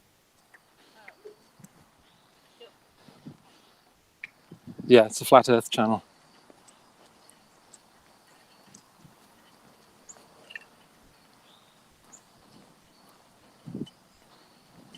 Glenn, can you put that in the main chat as well? I'm on my phone, and I don't really want to enter things twice. Sure, no problems. I've just dropped it in there, just with no tags. In the YouTube chat, yeah. Thank you, sir. Okay. I'm launching the video right now. It's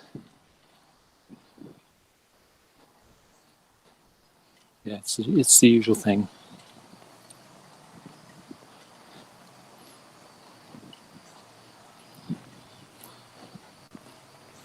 Yeah, okay.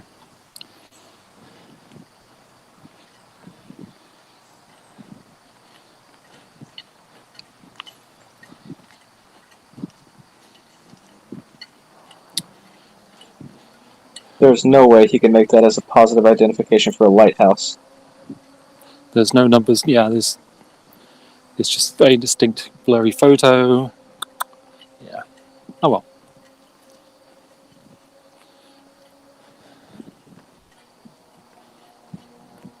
Could be a cloud bank, though.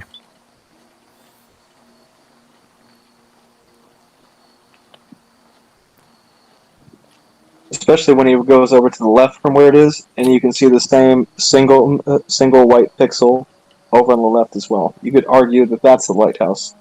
This is really not all that impressive.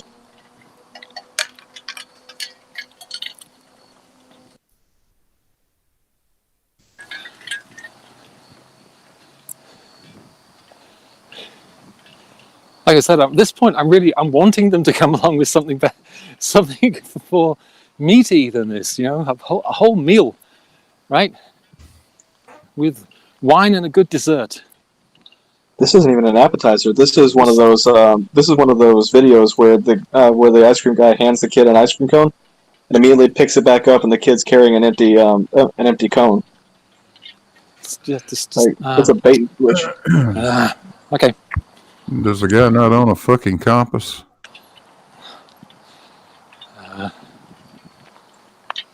Kind of be helpful if we knew which direction the damn camera was pointing.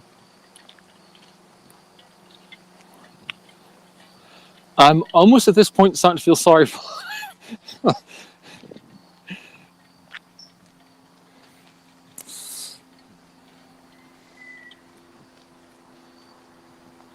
I'm really trying my best to be open-minded here. Give everyone the benefit of the doubt, as much as you humanly can. It does say at 3 minute 53 he's at 81 degrees. So any independent verification of any kind, I mean, any science of any kind. I mean, it's an observation, and he's recorded his data, or some data, including zoom levels of cameras and stuff. But his recording of data is to circle a pixel on a screen and declare that that's at 81 degrees. Yeah, I mean, that's more data than what you get out of Soundly, though. I think we've got pretty good data. That's what I'm comparing it to. Well, Soundly wasn't attempting to say that he was seeing something beyond the range of sight. No, he's attempting to show curvature. That's very different than this. Okay. What ends up happening is we show curvature, or curvature is shown, and the source of the information is declared to be fake, or declared to be suspect. Before it was NASA, the SpaceX came along, they're also fake. The Origin comes along, they're also fake. Didn't you just do that with this video, though? Yeah. Yep. It's not necessarily that we said it's fake. It's one of those things to where, at best, it would be inconclusive. At worst, he's just flat wrong about what he's seeing because he can't establish what he's looking at. No, I'm very happy just to simply declare it fake. Why not? Fake implies that he's seeing what he thinks that there's something in the photo that is what he thinks he's seeing. I'm being. Or that he's intentionally manipulating data to make it seem that way. We have no way of determining that it's fake, right. But there's a pretty good shot that it's that he's just wrong. Right. I mean, here's the thing, Glenn, that's where we are. So when evidence for the sphere is provided, it's declared to be fake. Mark Sargent, when the National Geographic people did their piece, Mark declared it. He said, it's not going to work. It's not. Before they had done the experiment, he was already putting it down before they'd even done it.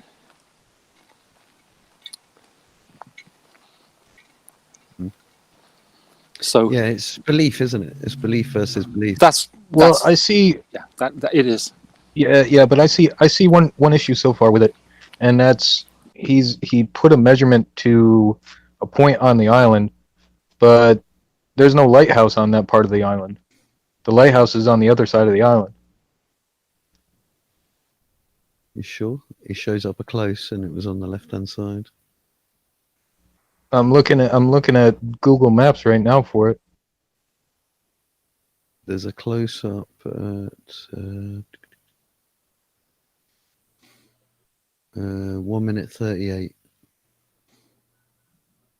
where it shows the lighthouse on the left-hand side. Could be from a different direction, of course. Which is the same as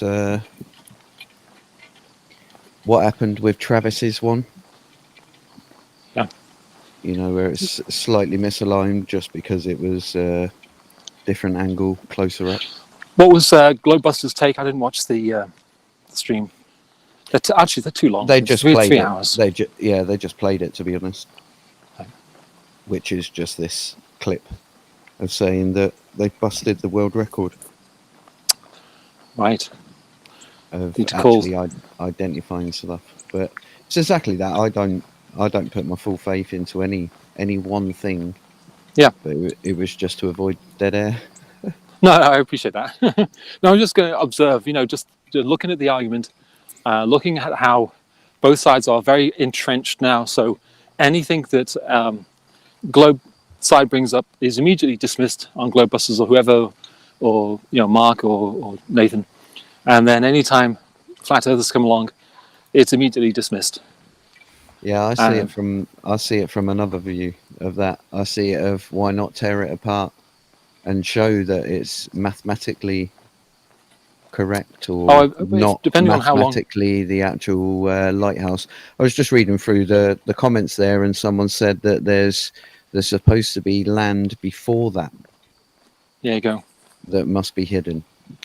Yeah. But the guy's explaining, and I haven't gone right the way through it. And again, this is the level we're at. This isn't a scientific journal. This isn't scientists.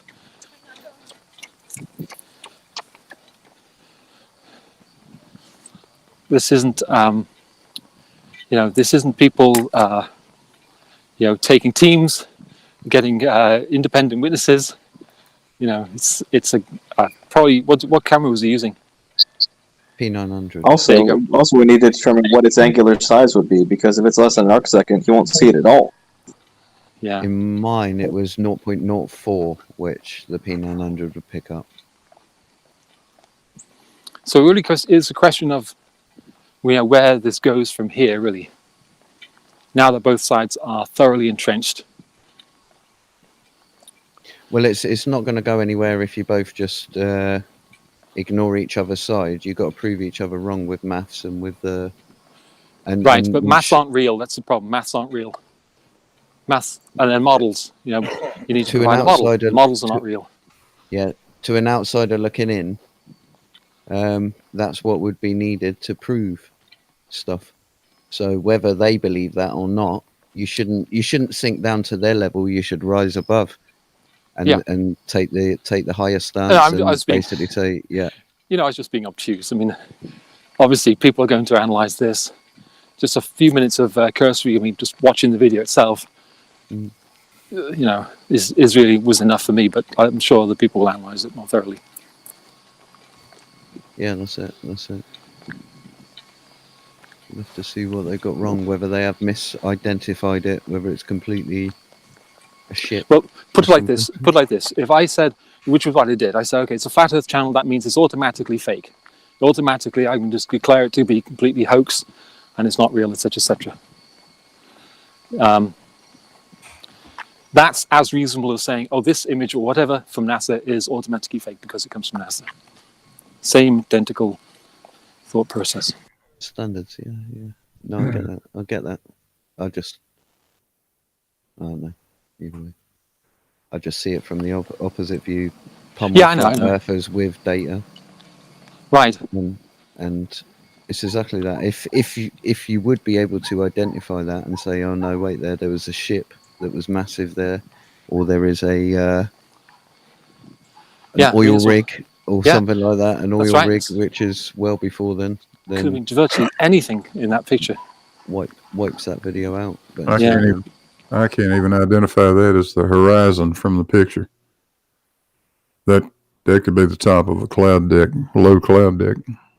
Yeah, definitely. You can never see you can't tell what that is. What. Yeah, that's it. There's not enough pixels definitely to make it out. But it's interesting, nevertheless, that there's something there as opposed to nothing. If it's a horizon, it's not very flat, and it's got an awful lot of bumps and shit in it. I can't say you can even call it interesting, Glenn. It's inconclusive at best. It's put it this way: it's a mound of evidence. If you not one thing should be conclusive, but if you build up a mound of evidence, I would even same with the globe. Yeah, this would be like a grain of sand. It would be like a grain of sand versus a pound. Like there's the weight of this is so minuscule that it's not even worth consideration. Okay. Yeah, the idea then would be to consider this to be part of the body of evidence that the flat earthers would consider part of their reason for believing the Earth is flat. I'm not sure how you can consider it evidence. It's not. It's in no way. It doesn't support anything.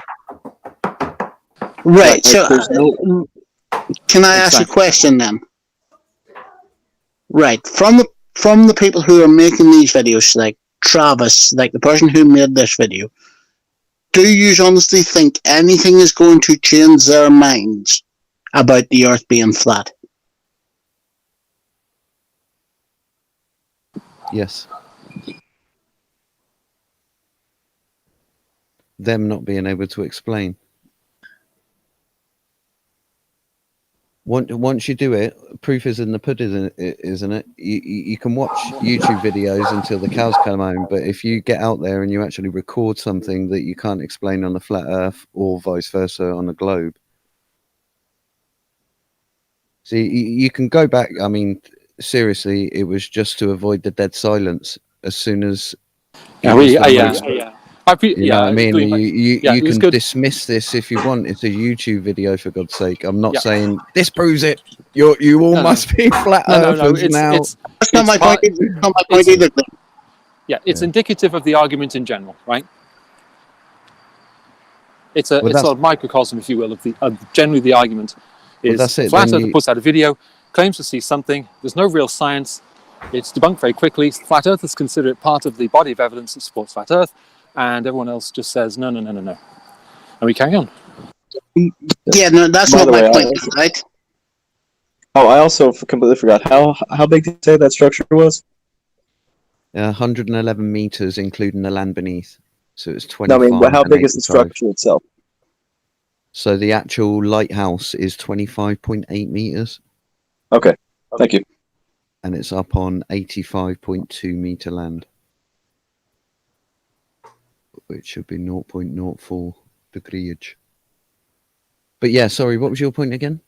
My point is that the people who want to believe that the Earth is flat is going to believe it, regardless of what videos and stuff are done, right? Mm-hmm. But if you take the work that one of the people on this channel who does very good videos with Blue, for the people who are genuinely just questioning stuff and want to know the truth and know more about where they live, that's where the value from debunking this stuff comes in. Okay, so you've got a bias there, though, towards Blue and towards your belief system. So if I was to now replace the word flat with the word globe and say to you, you've all got a globe belief system, you're all just bothered in your one-sided BlueMarbleScience videos. You haven't considered seriously the plain truth videos. So it's identical. It's belief versus belief.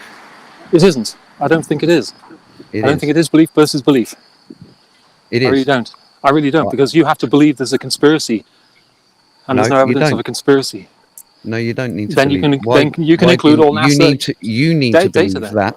You need to believe that. But why can't it be a human mistake? Are you saying humans could not have made such a big mistake? What you're saying, the claim, as I understand it, is this: in the 17th or 16th century, Jesuits, whatever, conspired to create some story about the shape of the Earth, and that lie, that conspiracy, has held until now. And now people are starting to wake up and realize, wait a minute, the Earth isn't a globe. That's the idea. There is a fundamental belief in a conspiracy, and that is what fuels everything that is done here. Problem is, I haven't found any evidence for a conspiracy. But then you look at it from another point of view of saying, right, okay, yeah, there needed to be a crossover between the church and government. And that was the crossover period. So they had to choose or have a paradigm shift in order for that to happen. So it doesn't need to be a conspiracy. It just needs to be. That is a conspiracy. No one's going to tell anyway. Then that's a conspiracy. They had to have a paradigm shift. That was. But check this. But there isn't any evidence for a conspiracy, though. No, wait there. Check this. So from there, from the, let's say, 1400s, out of the Dark Ages, from the 1400s, they started formulating the heliocentric model. Yeah, we truly believe it's this. Nothing's going to knock our belief. We're going to measure the sun. Oh, that's not quite right. It doesn't fit with this data. We're going to push it out a bit. We're going to modify it for 400 years. And voila, we've got a working heliocentric model. Right. And no, it's the measurement was defined. It's not that they made it up. That's very different. Yeah. No, I just said the measurement was defined, but put it this way: it's the construction of the model. Yeah, the Right. model works, okay, for the solar system. Right. Yeah. So we're up to that point of where the model works for the solar system, and if there was no contradictions on vast scales, as in the whole universe, and small scales, then yeah, that would be cool. The model would be correct. Okay. But there is contradictions with the model. Okay. I know where you're going to go with that, but here's the issue I have. If it's an orchestrated conspiracy, which it has to be. No, that's what I'm saying. It doesn't. So Okay, it can be a mistake. Then we're talking to someone then who is saying that it's just a mistake, and people then are compounding mistakes upon mistakes. Is that the idea? No, mistakes that work on a small scale. So when let's say humanity was flat earthers, they okay. I think people would say that humanity have never been flat earthers. But go ahead. Okay, that's another belief, and a belief. People would actually be wrong to say that there were never people who didn't think the Earth was flat.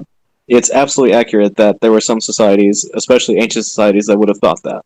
Ancient Greece are fully recorded to have, and they've got full flat Earth models. But anyway, neither here nor there. Just to get back to the point, to not lose the train of thought. It doesn't necessarily have to be a conspiracy. It can work as a heliocentric model, right, with the data that you can visually see. But then when you test it on long scales with the galaxy rotation problem, the same theories that you have used to build this solar system don't work. Right. So then you have a bigger issue. If my point is that if it was a conspiracy, you would not have such a problem. If there was a conspiracy, or if there was a mistake being made, and people are getting together to make sure that mistakes like that are not made public, are concealed in some way, you wouldn't have that issue. Let's say the concealment is dark energy and dark matter. That is concealment, but it's public. It's saying, yeah, look at this cool stuff. Let's mask our mistake with some imaginary stuff. Exactly. So there, that's why you're avoiding the need for the conspiracy. But there doesn't need to one. There doesn't need to be one. There has to be a conspiracy. No, there doesn't, because these scientists who were doing the model, and Vera Rubin, who identified this and logged this error, she has no option to think about the flat Earth. So there has to be dark matter. Sorry, guys.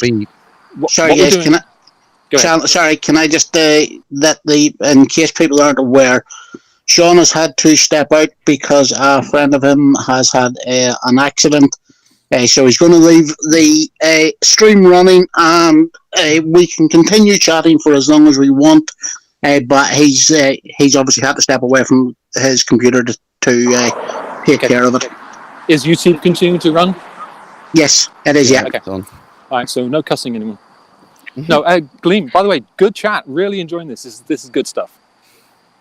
Good stuff. I feel what we're doing is, I feel this is a normal thing for people. Like, I started talking about Tesla because I know about Tesla. You are, what you're doing is, the conversation is going straight into your field, your area, your favorite area. What I want to do is take it back to the actual shape of this planet. Mm-hmm. Okay, rather than the universe. Let's take it to the solar system, this planet, orbiting the bits that work.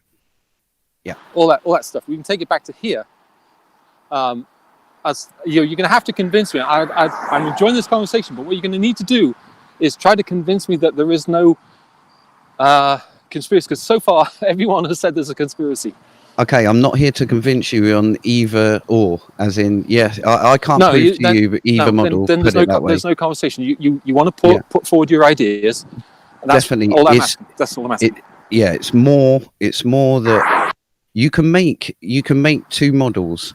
Yeah, I can make a model of the flat Earth. You can make a model of the globe, and we can both get the solar system working.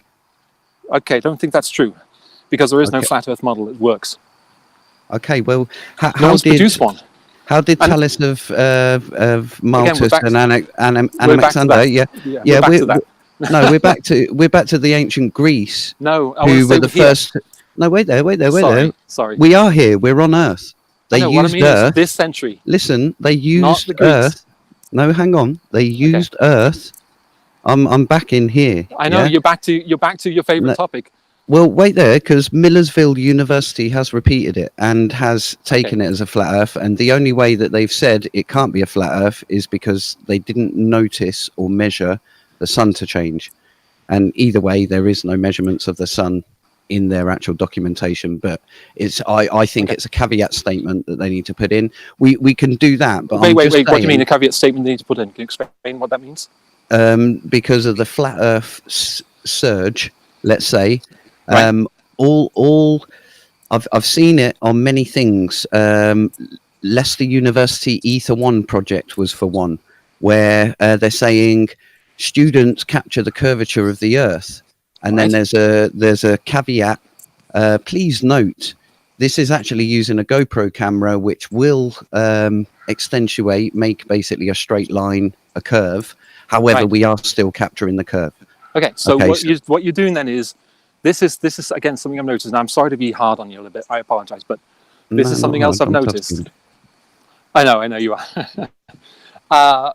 So when someone believes in I'm not sorry, it's going to sound wrong. I'm not going to be pointing fingers. Come out with it. Yeah. When someone believes in a conspiracy, everything they see relates to that conspiracy. Sure. So if it's lizard aliens, they're going to watch the news and they're going to watch the eyelids of the news presenters closing in a funny sort of way and say, look, there you are. Lizard aliens. The David Icke idea, right? I get that. When someone believes in flat Earth, everything they see, regardless of whether it has anything to do with flat Earth or not, regardless of whether they would have said this 10 years ago or whether they didn't, because they didn't have GoPros 10 years ago, right? It's related to the conspiracy. So I heard a flat earther say a couple of weeks ago that there's a resurgence or there's a great buildup of space enthusiasm, etc., because of flat Earth. Whereas in fact there's been space enthusiasm since the 60s. So that's what I'm just noticing. But what I like to try to get to is where in the debate is the science for the flat Earth. For example, a working flat Earth model. That's what I'd really like to know. Yeah. What do you want working on it? Okay, so because I can show you a model right now of the flat Earth with the 7 planets orbiting around, all working based on real world data, JPL data, just modeled on a flat Earth. Same data. Same day, just converted to a flat Earth. Exactly. Is that a model? That's a model. Yes, that models and predicts reality. It can tell you from what country. You can actually zoom down into the country. So tell me why no flat earthers are committing to that model. Because every time you ask for a model from flat earthers, they say, we don't need a model. We don't live on a model. Because all models have errors, and this is a common thing. If you think if you give yourself a way out, like again, if I said you show me a working globe model, you're going to go straight for the heliocentric solar system one. You're going to completely forget about the lambda CDM one that needs 95% of dark stuff to fudge it. So you're going to select the one that you want because you know that your model has flaws. Gleam, it is your assertion that it's fudged. No, it is fudged. That is common. Assertion. No, it's a placeholder label. No, it's a placeholder label. We know nothing about dark matter or dark energy with absolute certainty. You know what we don't? You know what the other thing we don't know about? It has to be a fudge. We don't know what causes gravity, and we don't know really what causes magnetism. Watch the video. What's the name of the guy? Richard Fine. He's asked. Yeah, I think he was asked what is magnetism. He spends 20 minutes picking the question apart instead of actually answering the question. He doesn't know. People in the comments are saying he doesn't know, does he? No, it's true. It's true. There are plenty of things we don't know, but there are some things we can know, and one of those things is the shape of the Earth. Right? See, unless you appeal to some form of conspiracy idea where people are lying to us. How do you know? How do you know? Let me know. I love how people say I know stuff. Yeah. How do you personally know? I'm just taking that position, just so you know. I'm just taking that position. I'm being a bit obtuse, deliberately. Well, I'm being obtuse in the same way. How would you know anything? How do you know anything at all? How do you know anything? How can you say, well, we don't even know what magnetism is going to do about gravity, but I know what the shape of the Earth is? Conversation. I didn't get any of that, Brian. I didn't know.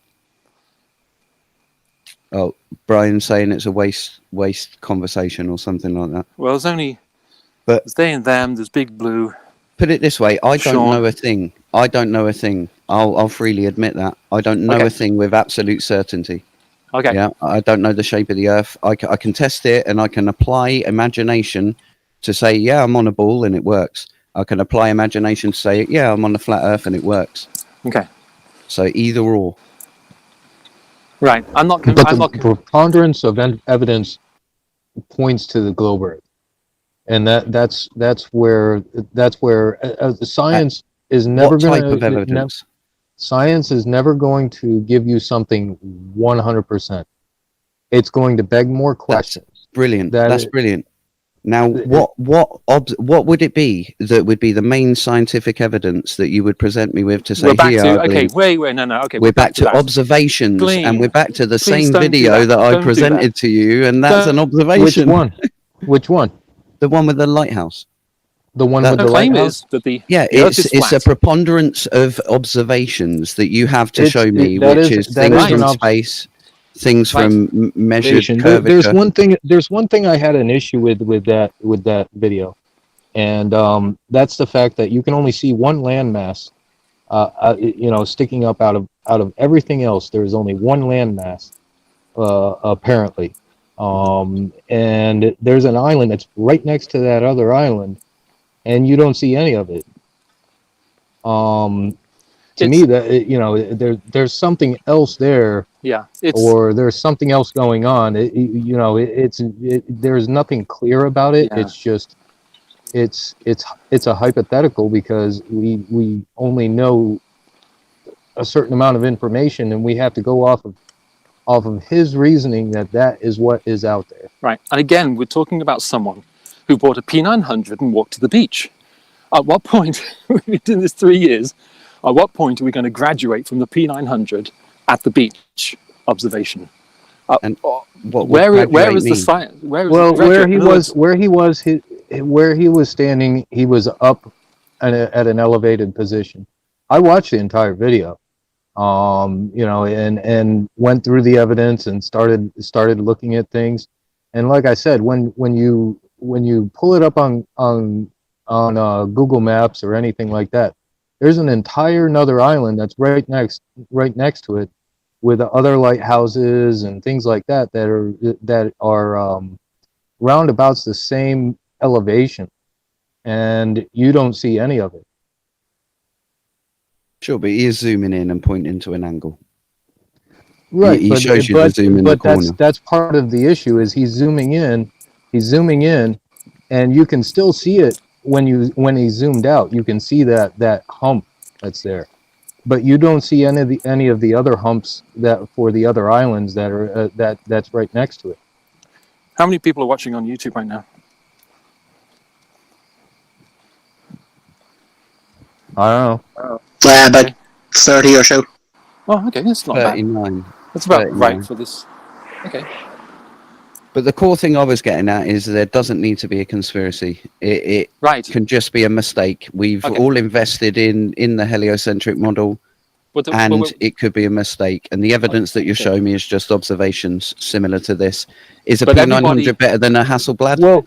Here's another question. Here's another question. Okay, so the evidence that's being shown to you. We're not asking you to look at one observation or two observations. We're asking you to take a multitude of observations and to piece together the best possible explanation for what is going on. Yeah. Right. The idea that there is a certain shape of the Earth. Go ahead. And the flat Earth is doing the same. And there is somehow, I just don't get it. I'm still confused as to why it matters. Why the shape of the Earth? What possible impact the shape of the Earth has on anybody's life. Right, and Channel, I think this is where you're going past what Gleam's saying, right? It is. I think I'm understanding Gleam in his in what he's saying, but Gleam, I have a question which might help clarify it for me. Sure. If we were only on this Earth, if we hadn't went to the moon or sent probes into space, I could completely get on board with the idea that there's no need for a conspiracy. But the fact is that we do have these images from space that are purported to be from space, from various different probes of different on different planets, looking back at Earth itself. So surely you must admit that if we are on a flat Earth, there would have to be a conspiracy for that information to be put out from so many different agencies worldwide. I get what you say, and this is going to sound like a long shot, but no, that can still be an accident because the Earth the Earth can represent itself through a spherical lens at such a distance as a sphere. No. Okay, we're not talking about lenses. We're talking about launching something into space. Yeah. Right? And so landing. What can't happen on a flat Earth? For example, Mars. You can't put anything in orbit on a flat Earth. How? Yeah. Why? How would it stay up? There's nothing to keep it there. The mechanism would be of an electromagnetic nature on a flat Earth, as I understand it. That's yeah. How does the sky is a LCD panels? The most predominant answer now at the moment is we can't know because we never physically went and touched it. That is the majority answer that you receive when you ask that question. Okay. Not only do they not know, but it cannot be known. It's not meant to be known. Okay. Either way. I've been in this and I've seen exactly the trend that you're on about, and you're just talking about the last year. Put it this way: there is a distance to the sun. Are we not agreeing to that? I mean, obviously Nathan Oakley says no, there is no distance to the sun. However, in a flat Earth model, as you would be aware of it from the ancient times up till Nathan Oakley, let's say, it would be 3,000 to 4,000 miles. That's the number that I've heard. You've heard that. Yeah. Yeah, I've heard that number. Unfortunately, I've also heard flat earthers say that it's not a physical object. And I was actually, give me a second. I've got to go past this bark, unless you don't mind the barking dog. It's all good. Carry on. I was in the conversation when it shifted from the moon being physical to the moon not being a solid object that you can land on. I was in the midst of that conversation when that shift happened. Why it happened is very straightforward. People realize, wait a minute, if NASA can't get to the moon and the moon is inside the dome, rather, if the moon is inside the dome, how come NASA couldn't get there? And so the story changed from it being a small moon local to it not being a physical object that you can land on. So the story changes depending on the objections. Not based on any scientific observation of any kind. Just merely people commenting in YouTube. I thought that was all due to the star in between. But in put it this way. Yeah. So someone takes a photo. Sorry, Glenn, what star in between? There was a star. Somebody took some footage where there was a star right in between the middle of the moon, where it was on the dark Terminator line. Right, and then they started saying, "Oh, look, you see this moon crescent in that logo and the star inside the moon crescent," because they could see stars through the moon. That's when that started up.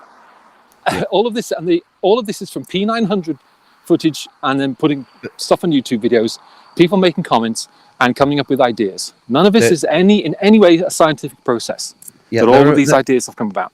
There are multiple models. There are multiple models that people have said about and just said about. I'm more interested in the ones that have been modeled, like the likes of Steve Torrance's and even Walter Bisling's. If you want to look at a model that so to say debunks it, he has a static figure for a spherical object for both moon and sun. So I'm more coming from that point of view, where I can't see how even landing on the moon And this is kind of like an Ali B stance. I can't see how landing on the moon disproves the flat Earth,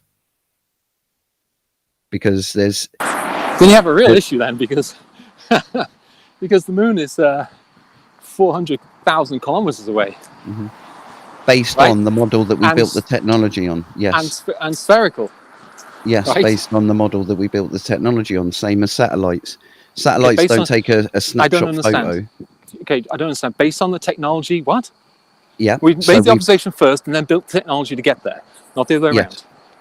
Yes. So put it this way, I could easily say that all of your calculations are all based on space being an absolute void, or near as damn it. Okay, but I'm still curious as to why you would say they built the model and then made the lander conform to. Oh no, they made the lander. What was it you said? You know what? I can't remember what you said. Well, put it this way: you built a globe model, yeah, and in order to get to there, you've accounted for X amount of fuel. Yeah, let's put it in simple terms. That's not. I don't understand that. The rocket equation. Come on. No. You built the when model. you're sending someone to the moon, and you know how far the moon is based on the model. The model is based on observations, though, right? Okay, but the same observations work on a flat Earth. No, they don't. Not 400,000. A moon that's 400,000 kilometers away on a flat Earth. At 4,000 miles. It is. 4,000 miles. Yeah. So the moon is closer than China. Yes. And you do you know that? No, not know that. I just said right at the beginning, I don't know anything. You don't know anything. Okay, so people have measured the distance to the moon. You can measure the distance to the moon. Based on the model. No, I can measure the same distance to the moon, use a flat Earth model, and get the flat Earth result. Yeah, but you won't be able to using go to the Eratosthenes. Moon. Yes, but the one thing you won't be able to do is actually go to the moon. If you do it from one point, you can. If you do it from a second point, you get a different distance to the moon. Go land on the moon that's 4,000 miles away, Gleam. As long as you don't apply the model there, Big Blue. If you continue, as long as you want to make measurements using Eratosthenes method to the sun or the moon, either one would work. As long as you continue making them at different latitudes, you're going to get a different elevation for the moon every time. Only if you How can that be? Only if you base it on geometric and not perspective. Perspective has nothing to do with it. It does. No, it doesn't. Flat Earth model. That's the misunderstanding of what perspective is. Based on Eratosthenes, based on a simple right triangle, you will get different elevations. Yes. It's unavoidable. For every 1 degree of different elevation is a 69-mile movement away from the zenith pole center. Only on a spherical Earth. That's on a sphere, yeah. Only on a sphere. It won't work on a flat Earth. Exactly how it works out. It will not work on a flat. I've got the maths. I've shown got it too. I've got it too, and I can show you. But maths isn't real. Where you're wrong. Maths is not real. Yeah, but reality. If it can predict, so if you give me a latitude, I can predict to you the amount of miles that would be into the pole based on a flat surface. Let me ask you this. It would be identical to the globes. Okay, then can you send a radio beam to the moon and get it 4,000 miles? This is the thing. It's based on the model. No. It's based on observation from where you derived the model. No, because you're basing the model on the space being free space. No, we're basing the model on what is observed, nothing more. You don't observe space. Your idea about what a model is, I don't even get, because if you observe through various observations, including putting landers on the thing, that the moon is 400 kilometers away, how does that fit into your idea the moon is 4,000 miles away? Please explain. Because there could be a resistance in space, unaccounted for, but... Could be, but you don't know. No, and neither do you. I don't know, but you don't know. Okay. You do know, sorry. You're saying you do know, I'm saying I don't. Right. So let's say that we have travelled to the moon and it is this close.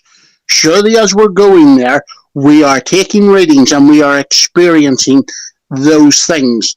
So therefore, how does it work when you put it to your model to say that there may be some resistance and stuff there?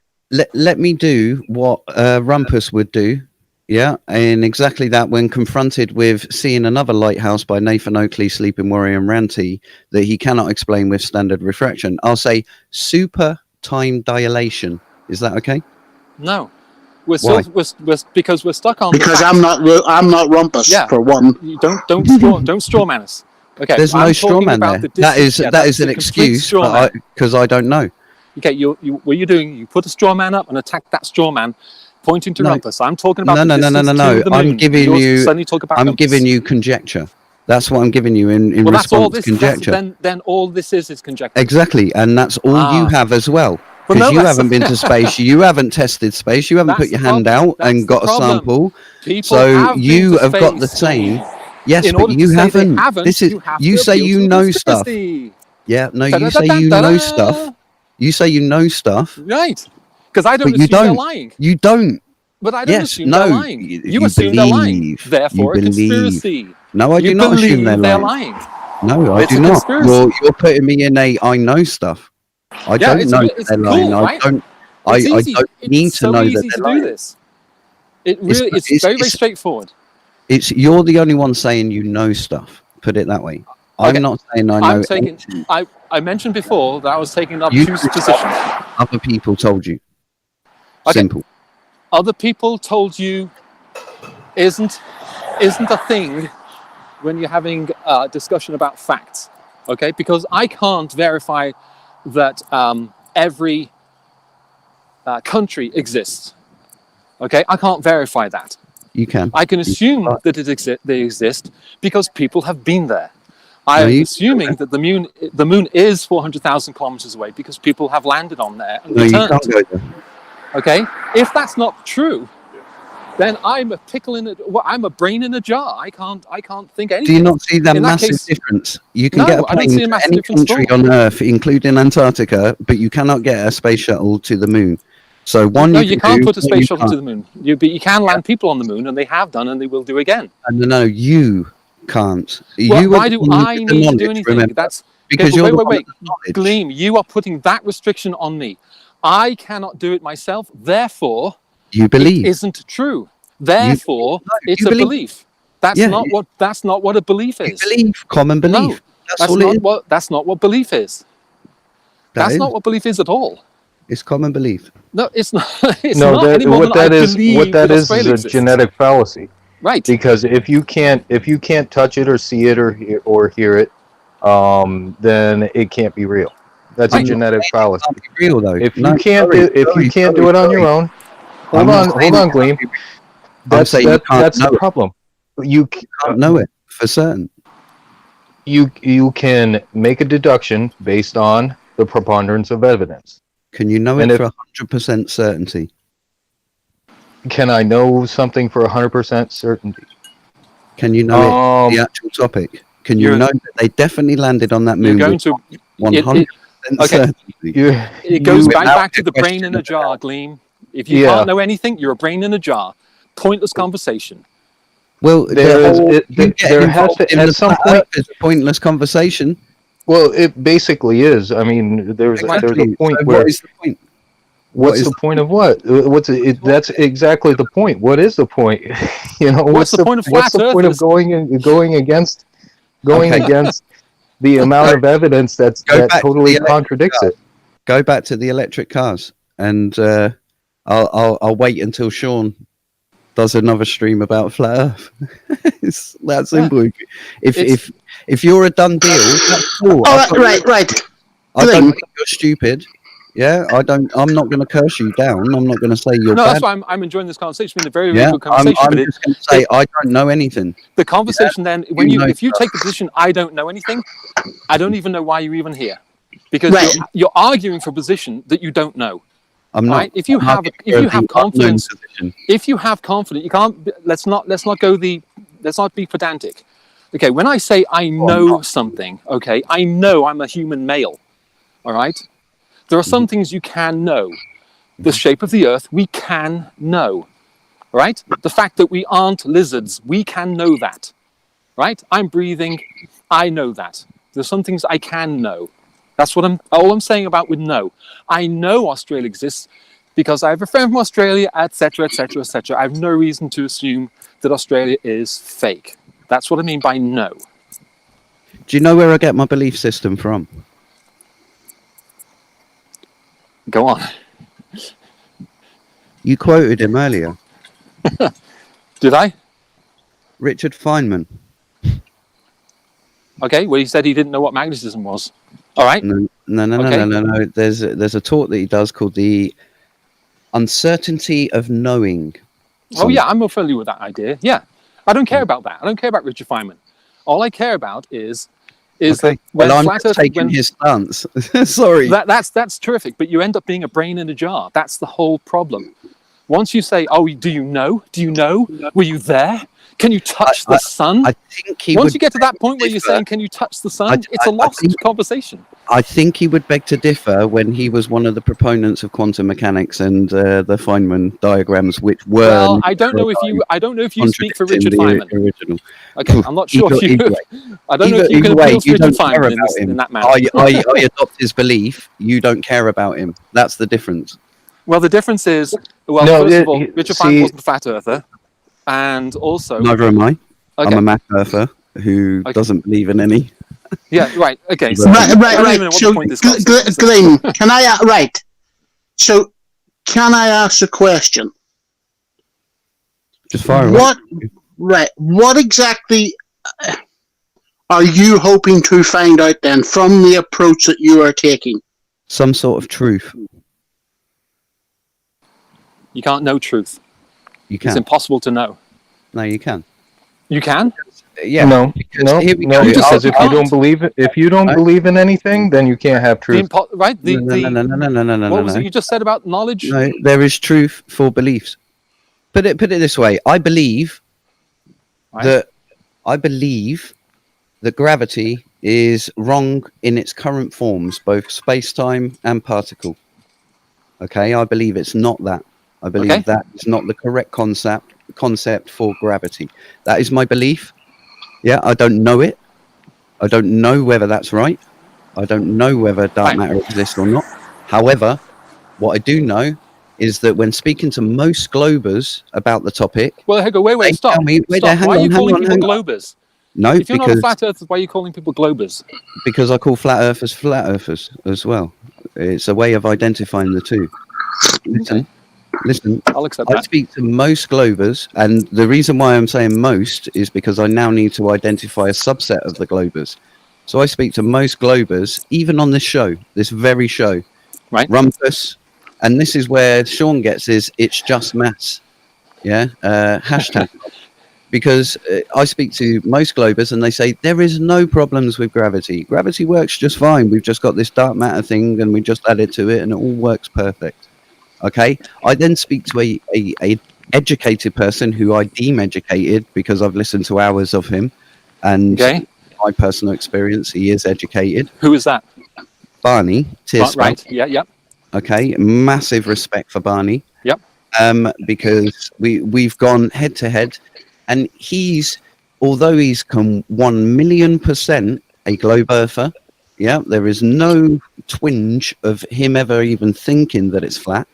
Right. Okay, he still admits the current mainstream science belief that there is no concept for gravity that works. They've all been falsified, and that's what science is working on. the issue then is when you take this position, you say you can't know anything, but you know that gravity isn't what people tell us it is. But you don't know anything. It's to do with the data. I'm a if data you don't know, analyst by trade. right? But if you don't know, then how can you know that the current model of gravity is wrong? Because it's called probability. Do you know that? Statistical mechanics? Yeah, but that's the problem. Is it, you said you believe that it is false, which says that which is kind of a double standard there, because now you have a belief in something that is wrong. Here we go. Here's keep in mind that every flat earther that comes on says they don't believe the Earth is flat. They know it's flat. That's cool. That's them. You can see the confusion when you have to talk to flat earthers. You have to deal with each one individually, and they all have their different ideas. You speak to scientists about the shape of the Earth, and they are unanimous 100% across all scientific fields across the entire world. Yeah, let me put it in this formality, and I've said this before on Gem's Discord. If we were going by mainstream physical evidence, as in preponderance of evidence, quantity over quality, let's say, you could say that the globe Earth has 99% probability that it is correct, and there's only 1% chance that it's a flat Earth. It's higher than that, but okay. Okay, but just so you get the analogy. It's 100%, but okay. Either way, in your belief it is. I was explaining my belief. Please don't. But you just said it's 99%, and it isn't. It's not. There isn't. You won't find a scientist anywhere, because if there was a scientist somewhere who believes the Earth is flat, then you'd have been trumpeting his name from the rooftops. Okay, listen. Okay. There would never be someone who come out publicly. However, if your model was right, then you wouldn't have any problems. We don't have any problems.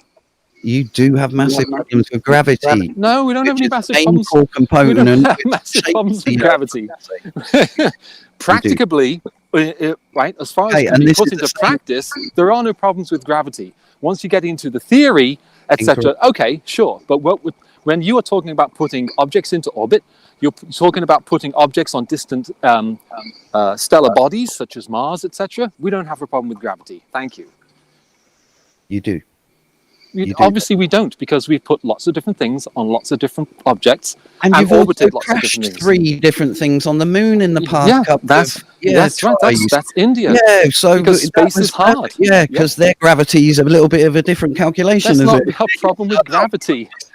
There is a technical there could be a human error at any time. Yeah, that's the problem. Is humans are flawed. Right. Humans are flawed. That's a proven fact. Well, they're not using computers. Come on. Anyway, it doesn't matter if they use computers or not. The part itself could be flawed because somebody built it wrong. The one number could be off when they were inputting data. You should know this. I mean, one number makes a huge difference. Do you know why the Indian lander failed? I'm saying. Do you know why the Indian lander failed? It has nothing to do with gravity being Can I just answer that? Can I just answer, Sean? Sure, sorry. I'm doing my apologies. Big old blasting. So at the end of the day, seriously just lost the train of thought with it. But with what Sean was saying, yes, the numbers can be erroneous, which is why there is always standard deviation, which you're now telling me, no, wait there, our numbers cannot be wrong. They are 100%. It's definitely. I didn't say that. You said there was a problem with gravity. If there was a problem, with gravity, we wouldn't be able to do anything. 100%. You are 100% sure it's a globe, yes or no? 100%, yes. Yes. Okay. Yeah. Does science prove anything for 100% certainty? I don't care what science. You asked me a question. 100%. Yes. Welcome to your belief. That's not a belief. You don't put me in a belief. Don't put me in a belief. That's not a belief. I have beliefs, but that's not one of my beliefs. I'm sorry then. In my eyes, that's bad science. For you to say, I know something 100%. Yeah. Here's the thing. If I talk to flat earthers and they literally or figuratively dump on science, then I have no problem doing the same thing. The Earth is not flat. It's a sphere. If there's evidence that the Earth is not a sphere, then we wouldn't be having a discussion on YouTube. We'd be in scientific forums and scientists will be duking it out. But they're not. Yeah. We don't have any flat earth scientists. That's rhetoric. I don't. Why aren't the scientists duking it out? That's an interesting question. Mm-hmm. They are. They try. That'd be pretty cool to have a big ring and they could actually go in there, duke it all out. Bill Nye made Monty Python. A nice little model, didn't he? Showing a ship going over a bent bit of plywood. Yeah. Yeah. When Aristotle wouldn't even have been able. I mean, that's the thing. In these conversations, we bring. There's also stuff. Bill Nye's brought up. Neil deGrasse Tyson's brought up.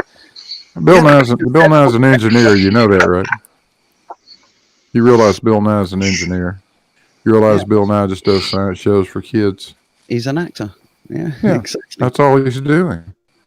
Yeah, but he's the only one. It's a science show for children. And for grown men to be discussing it is I find that to be a little ridiculous, frankly. In scientific circles, including you, they're talking about different things than the shape of the Earth. Okay, they're really not. Okay, I don't think they're talking about the shape of the Earth in their staff meetings at SpaceX. No one.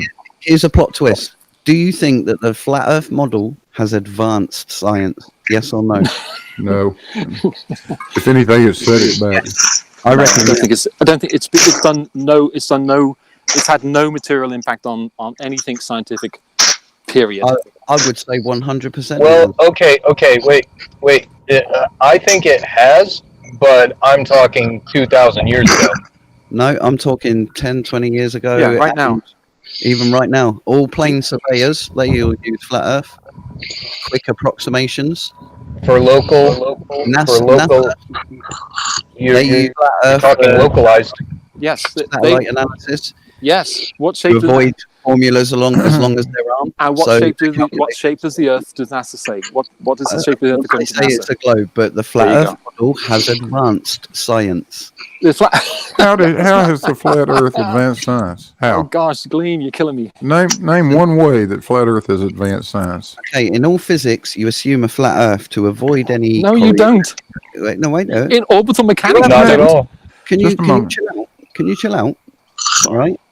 In physics, yeah, you assume a flat Earth, infinite plane, yeah, when you do not want to worry about the Earth's spin, gravity effects, very good, or any Coriolis or anything like that. So you use it as an approximation to isolate whatever you're analyzing. Right. Yeah. That's not the flat Earth model. Over small local areas, we still do, always have, and always will. Why shouldn't we? It has enhanced. It has not. We were doing this way before you guys showed up. You can go back to textbooks in the mid 1800s, and that's what those they were documents doing. you pull up about NASA from the 60s and 70s. No, they're from before Eric Dubé was a twinkle in his daddy's eye. Absolutely. Flat Earth has had no impact good or bad. It's a curiosity. Here's NASA in the side chat in the Google. Right, Glenn. Saying that flat Earth is preferably the better model over the globe Earth because it produces less errors. Right, Glenn. Analyzing satellite data. Yeah, right. Of course it is desirable. Of course it's desirable because it's a lot easier to calculate. Yeah. It's a play school version. It's a dictionary equivalent of Where's Waldo. It hasn't advanced. It's not a play school. No, it hasn't. It removes all accounts for the deviations that make the formulas longer but don't have that much effect. Yeah, if you just use globe maths, you'd be there for hours and hours calculating all these different. Why do you think they took it out, Gleam? Because it was Why do you think they took it all out? Because it was negligible. That's what I'm saying. For what? For what? When do you think that happened? Analyzing. That's what I just said. Yeah, what did they take it out for? Put it this way, in that particular paper, that I don't know whether it just actually there, but for the NASA one, they used a flat Earth model because the space that they're talking about, it was adding error when you were adding curvature to the overhead aerial picture. What? The bird's eye view picture. A bird's eye picture of what? Of satellite data. So anything. Satellites orbit the Earth. Do you know why they did that? I'm trying. Do you know why they did that? You don't know the flat Earth model. No. They orbit. Gleam. Why did they take it out? Because what you're I know exactly what you're talking about. Why did they take it out? What was the overall function of what they were taking a picture of? No, they're remote sensing. Remote sensing what? Multiple things. Frequency. Exactly.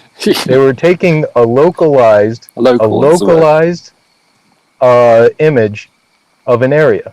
So rather than use the spherical, they simplified the problem and used a localized flat. Exactly. That's all I'm saying. And you're saying this hasn't helped. No, that's not what. Doing that if it hasn't helped. Because No, that is that's not saying thanks to flat Earth we did this. They said we've already figured out that it's a spherical Earth. Let's take it back. You misunderstood. Then has the flat Earth model enhanced science and forwarded it quicker? Yes, it has. Whether it's real or not is a completely different. Very inventive. I have to hand it to you. That is really creative. It's not creative. I'm going to give it to you. That is fact. Is that? Oh no, that's pretty creative, Gleam. That is Gleam, creative. I'm giving that to you. That is almost genius. It is fact. A round of applause, Gleam. It doesn't have to be true. It's brilliant. The fact how you can twist one model right. So Gleam, science. Right, Gleam. Gleam, answer this simple question then. You're awesome. From all the studies that you have done of all the different documents and models and everything else that you have come across, do you believe, or do you think that it is more likely that the Earth is a globe or a flat infinite plane? Do you know what? I was bothered for the first couple of years in that question, but I'm not bothered in it now. I could easily say to you more of a globe just to appease your ego. No. I'm not asking you to appease my ego. I just want to know your opinion, and I'm asking it for genuine reasons. There will be no follow-up questions. I'm just interested to find out where you're coming from. Okay, my personal opinion is 50-50. 50-50. It could be either way. That's what I was saying. Based on mainstream science, it would be 99%. And I include mainstream science as YouTube observations like the one that we dismissed earlier and all the other ones. I wouldn't. But either way, no, I mean, it's people making observations. Come on, please. People obviously 3 years in, going to the beach with the P900. You're expecting a peer-reviewed science paper to say the Earth is flat, just the same as actually I am. You're expecting. No, Gleam, I'm not, because here's the thing. Gleam, here's the thing, right? I freely admit on this panel, I know the least. Okay. So the mathematics and the everything else that Blue can explain, the information that Sean's just put back at you and stuff, I don't know that. That's not something that I'm completely interested in. But it's very easy with somebody who believes the Earth is flat to understand why they come into these conversations. But I don't see what your aim is from a point of view of, depending on where you are, you'll put across different arguments. And that's where I'm confused. I always keep the same stance and always have done. That you will always see me fighting against Globe Earth in the chat. Yeah? But you haven't seen me in Nathan's live going against Nathan, against Ether. I'm a supporter of Ether. Yeah? So there are levels of believability. Okay, when you're a flat earther, there are things that you have to sort of push to the side because they are so far out of left field. When Nathan had a problem with Globebusters talking about Ether, I think it was, they had a great big fight. When Vegan Warrior had a problem with Globebusters with regards to the 15 degree per hour shift, that they found, they had a big fight. There are some ideas and some things that in the flat side because they are damaging to the flat earth movement. Not the flat earth science, but they're damaging to the flat earth movement and make the flat earth movement look bad. That isn't scientific. And we see that again and again and again and again. It's just an observation. I really take the opposite stance to that, and I do support highly Bob in this. And I'm not even a keen follower of Bob. I rarely watch Globebusters. It's just I really want to know, where is the flat earth science? But all science, what is the difference between flat earth science and globe earth science? You are aware that everything done in a lab works on a flat earth, yeah? No, because the earth isn't flat. How do you mean? So the laws of motion fail because the earth is flat? No. Okay, here's the thing. The earth isn't flat any more than the earth is a banana. Okay, you can say that the laws of motion work great on the banana Earth. Okay, but the Earth isn't a banana. So saying the laws of motion work is absurd. Oh, you're cutting out.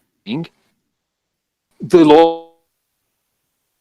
Yeah, Channel X, you're roboting in and out. That we missed half of what you said. Okay, you could say the Earth is a banana. So you say, oh, the laws of motion work great on banana Earth. That's my point. Okay, but the Earth isn't a banana. You could say the laws of motion work great on a flat Earth, but the Earth isn't flat. You see what I'm saying?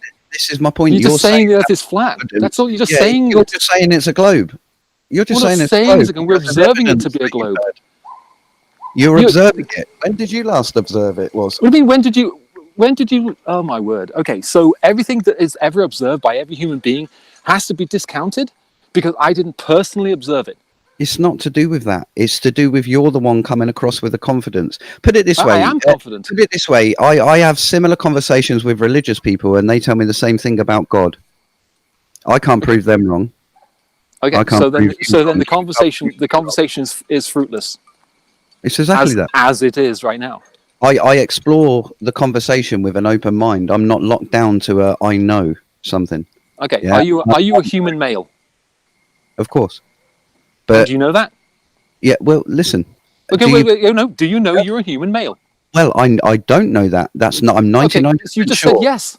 Yeah. The reason why I said yes is because there is such a thing as the many worlds theory, which operates in 2D holograms, and I could be a 2D hologram. We're back to a brain in a jar. Right. So all your arguments lead back to the brain in a jar. You realize that, Glenn, right? And you realize that 20% of physicists worldwide believe that theory that we're 2D holograms in many worlds. Okay. Do they operate in that manner? I don't think so.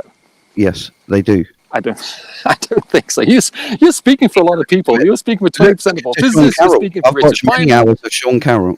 Yeah, I've watched many hours of Richard Feynman too, and investigated. You watched a lot of videos from Richard Feynman, and you can speak for him. Okay. I'm sorry. That's you are speaking for him. Understand that I'm sorry. He changed a paradigm. You're basically playing it down as if he didn't change a paradigm with his Feynman diagrams. They were massively. No, what I'm playing. Okay, what I'm doing is I'm trying to get to the point. When we're having these conversations, it always ends up back to I don't know. It's up with you going, let's forget about it then. I'm like, no, let's have the discussion. Let's get the topics out in the open, but let's not commit to anything. Let's explore all options. No, wait there, because I'm trying to explain and you're cutting me off. That's why. Sorry. Yeah.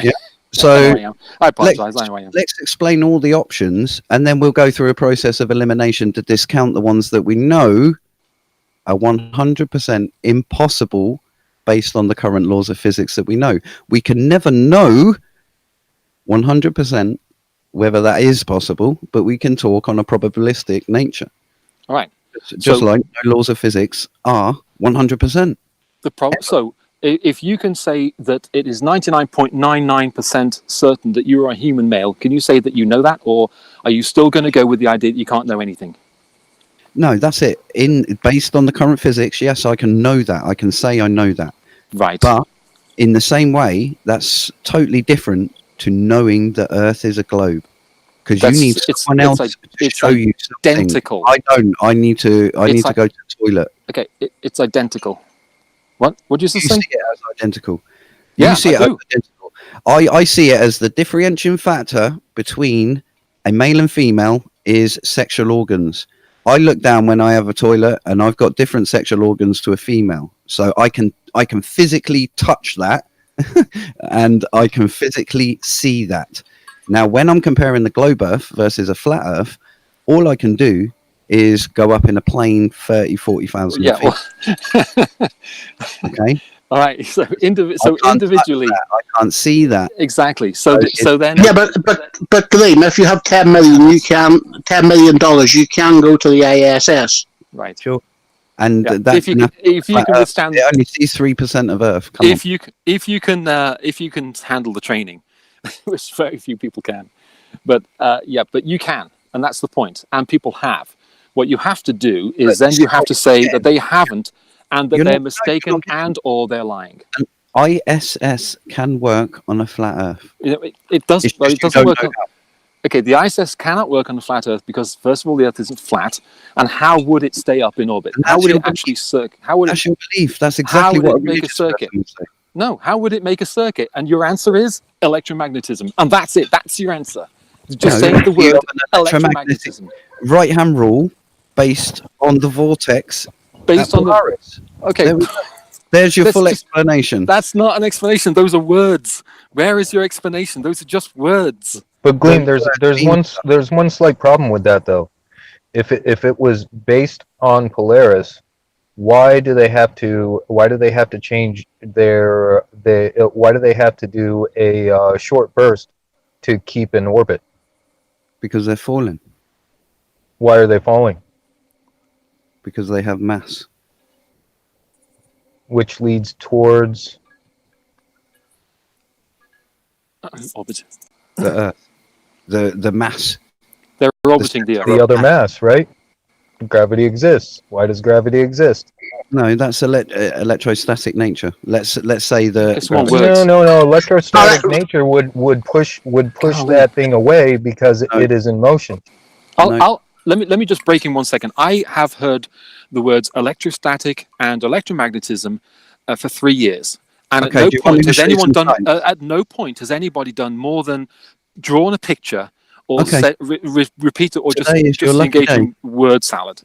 Today is your lucky day. Go on, tell me about the toroidal electromagnetic thing that. No, I'm just going to put up one science paper, an electrostatic solution for gravity. Dream, right, so... Wait there, let me just resolve this support ticket, and then we'll move on. So that's the electrostatic gravity, and then I'll put up magnetic ropes by NASA. Okay, so that's one solution for gravity. Okay, right, that's one idea. That's one solution to one problem. Right. Right, so Graham, how does any of these theories explain the fact that we have cyclones in one hemisphere and anticyclones in the other? And no, you got that the wrong way round. It's cyclones and anticyclones in the same hemisphere. It's electrostatic again. That's complete no. And it's to do with pressure. All right. This is kind of what I thought it would be, because every time we just have a conversation, it's just say the words electrostatic. I've just provided you with papers. Okay, that don't explain how the ISS stays in orbit. It just talks about magnetic ropes on Venus. Okay, that doesn't explain how the ISS stays in orbit. And to Earth. Okay, no. Put it this way: in your model, as you know it at the moment. Yeah. Right. Did you even know that there was magnetic ropes connecting the sun to Earth? Okay. In your head. Sure. Okay. In your head? No, I'm asking you. Did you even know that there were magnetic ropes recorded by NASA from the sun to Earth? There's one thing. If I were to hyper focus on this one topic relentlessly for how long have you been doing this? 3 years. You don't want to talk about it at all. No, wait. How long have you been doing this? I've been in the scene 5 years. 5. So you've been studying this relentlessly for 5 years, and you've got your dude. It's every single week that I've ever just come in and gone out. I've seen you. Okay, you've done this for 5 years. You're going to know stuff like this and be able to. You've got links, copy pasted, ready to roll. Yep. Okay. None of them really do is explain how you could have a flat Earth. So you've got this little thing over here and that little thing over here, and you've got magnetism to explain that, and this to explain this. Okay, that's just completely ad hoc. Gravity, which is I don't know what it is. Yeah, you've got gravity. I don't know what it is, and we've mathematically proven and measured it wrong. Outside the solar system, but I only want to talk about the solar system. Yeah, and of course, because it's all about the shape of the Earth. Is completely forgot about because it's negligible and completely incompatible with quantum. Gleam, no offense, but you've spent 5 years on this, and you've got it very well rehearsed.